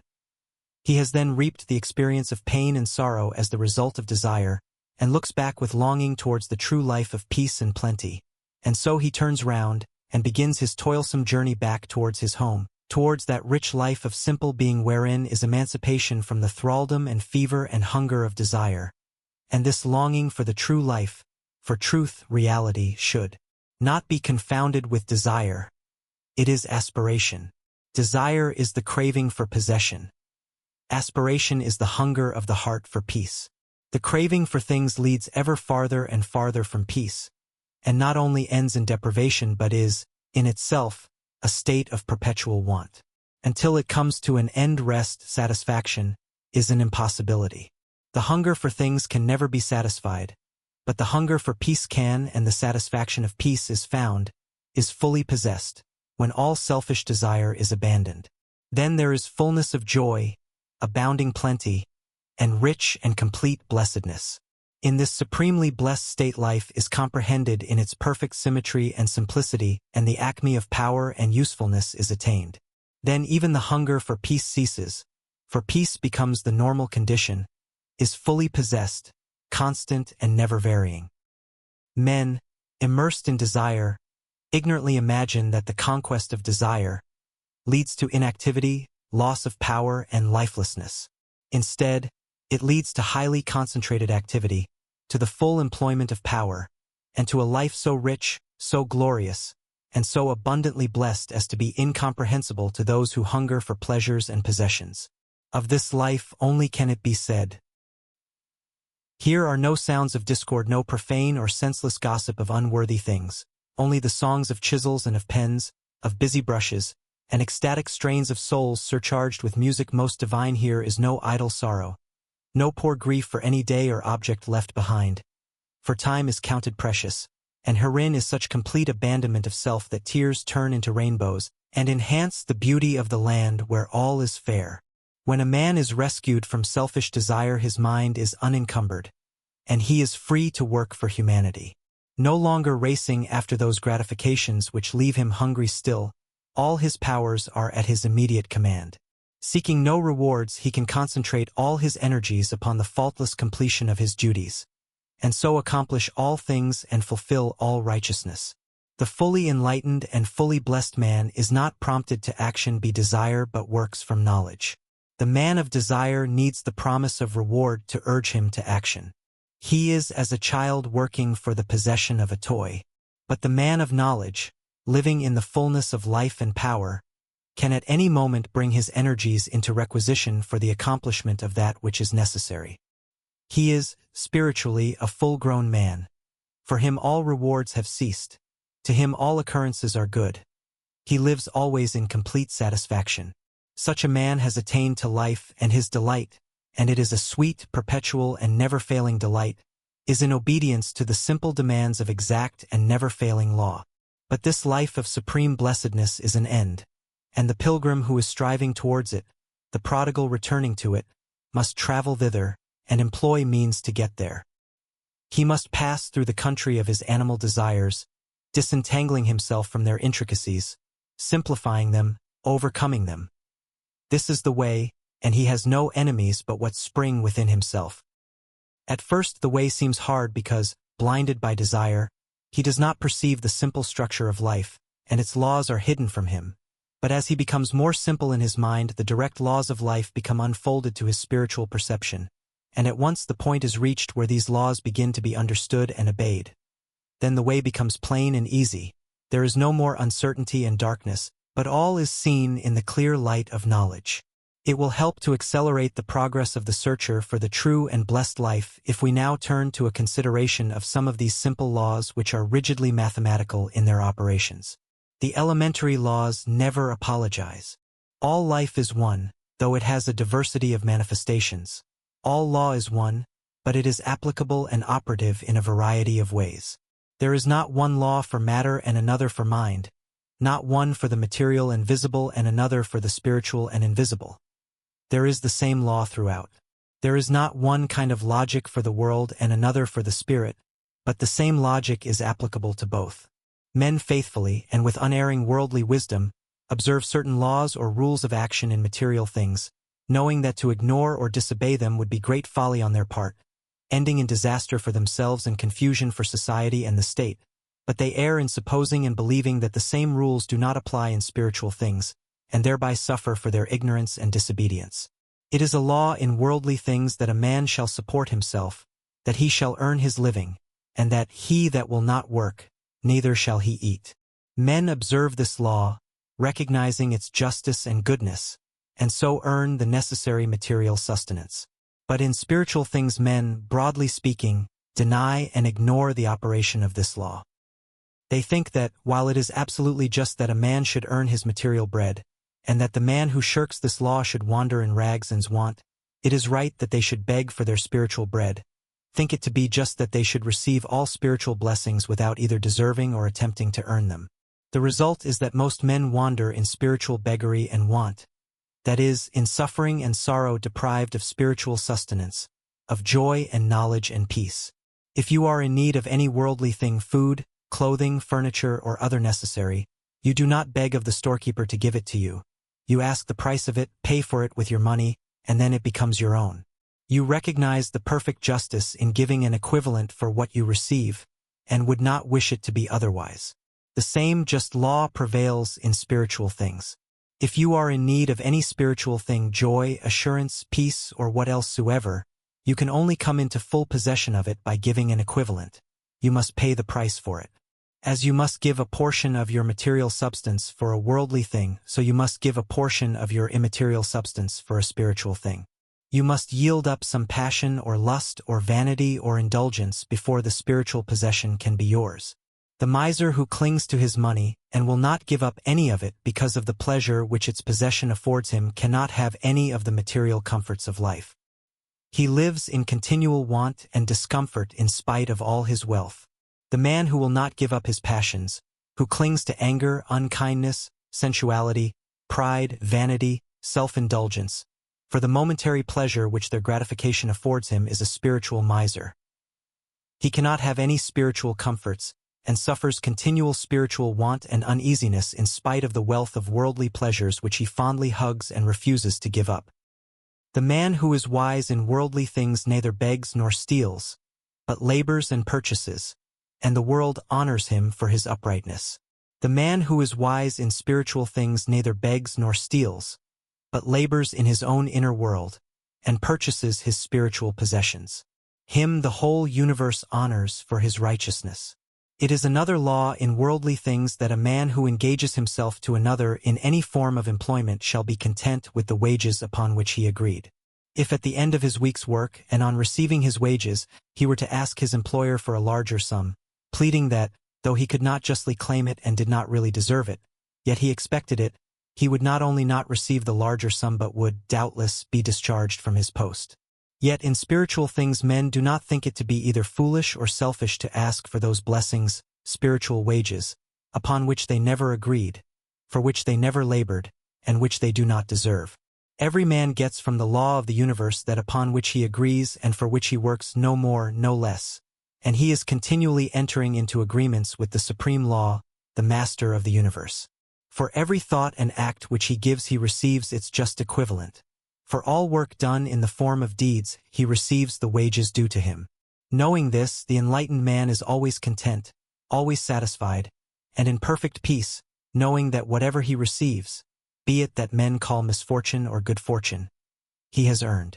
The great law never cheats any man of his just due. But it says to the railer and the complainer, "Friend, didst thou not agree with me for a penny a day?" Again, if a man would grow rich in worldly goods, he must economize, and husband his financial resources until he has accumulated sufficient capital to invest in some branch of industry. Then he must judiciously invest his little store of capital, neither holding it too tightly nor letting it go carelessly. He thus increases both in worldly wisdom and worldly riches. The idle spendthrift cannot grow rich. He is wasteful and riotous. He who would grow rich in spiritual things must also economize and husband his mental resources. He must curb his tongue and his impulses, not wasting his energy in idle gossip, vain argument, or excesses of temper. In this way he will accumulate a little store of wisdom, which is his spiritual capital, and this he must send out into the world for the good of others, and the more he uses it the richer will he become. Thus does a man increase in both heavenly wisdom and heavenly riches. The man who follows his blind impulses and desires and does not control and govern his mind is a spiritual spendthrift. He can never become rich in divine things. It is a physical law that if we would reach the summit of a mountain we must climb thither. The path must be sought and then carefully followed, and the climber must not give up and go back because of the labor involved and the difficulties to be overcome, nor on account of aching climbs, otherwise his object cannot be accomplished. And this law is also spiritual. He who would reach the high altitudes of moral or intellectual grandeur must climb thither by his own efforts. He must seek out the pathway and then assiduously follow it, not giving up and turning back, but surmounting all difficulties, and enduring for a time trials, temptations, and heartaches, and at last he will stand upon the glorious summit of moral perfection, the world of passion, temptation, and sorrow beneath his feet, and the boundless heavens of dignity stretching vast and silent above his head. If a man would reach a distant city, or any place of destination, he must travel thither. There is no law by which he can be instantly transported there. He can only get there by putting forth the necessary exertion. If he walks, he will put forth great exertion, but it will cost him nothing in money. If he drives or takes train, there will be less actual labor, but he must pay in money for which he has labored. To reach any place requires labor. This cannot be avoided. It is law. Equally so spiritually. He who would reach any spiritual destination, such as purity, compassion, wisdom, or peace, must travel thither, and must labor to get there. There is no law by which he can suddenly be transported to any of these beautiful spiritual cities. He must find the most direct route and then put forth the necessary labor, and at last he will come to the end of his journey. These are but a few of the many laws, or manifestations of the one great law, which are to be understood, applied and obeyed before the full manhood and maturity of spiritual life and blessedness can be attained. There is no worldly or physical law which is not operative with equal exactness in the spiritual realm, that is, the inner and invisible world of man's beings. Just as physical things are the shadows and types of spiritual realities, so worldly wisdom is the reflected image of divine wisdom. All those simple operations of human life in worldly things which men never question, but follow and obey implicitly because of their obvious plainness and exactness, obtain in spiritual things with the same unerring accuracy. And when this is understood, and these laws are as implicitly obeyed in spiritual as in worldly matters, then has a man reached the firm standing ground of exact knowledge. His sorrows are at an end, and he can doubt no more. Life is uninvolved, uncompromising justice. Its operations are simple, invincible logic. Law reigns forever, and the heart of law is love. Favoritism and caprice are the reverse of both law and love. The universe has no favorites. It is supremely just, and gives to every man his rightful earnings. All is good because all is according to law, and because all is according to law, man can find the right way in life, and, having found it, can rejoice and be glad. The Father of Jesus is the unfailing good which is embodied in the law of things. No evil can happen to a good man either in life or death. Jesus recognized the good in his own fate, and exonerated all his persecutors from blame. No man, he declared, taketh my life from me, but I lay it down of myself. That is, he himself had brought about his own end. He who has, by simplifying his life and purifying his mind, arrived at an understanding of the beautiful simplicity of being, perceives the unvarying operation of law in all things, and knows the result of all his thoughts and deeds upon himself, and the world knows what effects are bound up with the mental causes which he sets in motion. He then thinks and does only those thoughts and deeds that are blessed in their inception, blessed in their growth, and blessed in their completion. Humbly accepting the lawful results of all the deeds done when in a state of ignorance, he neither complains nor fears nor questions, but is at rest in obedience, is perfectly blessed in his knowledge of the good law. The tissue of our life to be we weave with colors all our own, and in the field of destiny we reap as we have sown. And if we reap as we have sown, and take the dole we deal, the law of pain is love alone, the wounding is to heal. 14. Happy endings, such is the law which moves to righteousness, which none at last can turn aside or stay. The heart of it is love, the end of it is peace and consummation sweet. Obey. The light of Asia. So, haply, when thy task shall end, the wrong shall lose itself in right, and all thy weekday Sabbaths blend with the long Sabbath of the light. Whittier. Life has many happy endings, because it has much that is noble and pure and beautiful. Although there is much sin and ignorance in the world, many tears and much pain and sorrow, there is also much purity and knowledge, many smiles and much healing and gladness. No pure thought, No unselfish deed can fall short of its felicitous result, and every such result is a happy consummation. A pleasant home is a happy ending. A successful life is a happy ending. A task well and faithfully done is a happy ending. To be surrounded by kind friends is a happy ending. A quarrel put away, grudges wiped out, unkind words confessed and forgiven, friend restored to friend. All these are happy endings. To find that which one has long and tediously sought, to be restored from tears to gladness, to awaken in the bright sunlight out of the painful nightmare of sin, to strike, after much searching, the heavenly way in life, these are, indeed, blessed consummations. He who looks for, finds, and enters the byways which I have indicated will come to this one without seeking it, for his whole life will be filled with happy endings. He who begins right and continues right does not need to desire and search for felicitous results. They are already at hand. They follow as consequences. They are the certainties, the realities of life. There are happy endings which belong solely to the material world. These are transient and they pass away. These are happy endings which belong to the spiritual world. These are eternal and they do not pass away. Sweet are companionships, pleasures, and material comforts, but they change and fade away. Sweeter still are purity, wisdom, and the knowledge of truth, and these never change nor fade away. Wherever a man goes in this world he can take his worldly possessions with him, but soon he must part company with them, and if he stands upon these alone, deriving all his happiness from them, he will come to a spiritual ending of great emptiness and want. But he has attained to the possession of spiritual things can never be deprived of his source of happiness. He will never have to part company with it, and wherever he goes in the whole universe he will carry his possession with him. His spiritual end will be the fullness of joy. Happy in the eternal happiness is he who has come to that life from which the thought of self is abolished. Already, even now and in this life, he has entered the kingdom of heaven, nirvana, paradise, the New Jerusalem, the Olympus of Jupiter, the Valhalla of the gods. He knows the final unity of life, the great reality of which these fleeting and changing names are but feeble utterances. He is at rest on the bosom of the infinite. Sweet is the rest and deep the bliss of him who has freed his heart from its lusts and hatreds and dark desires.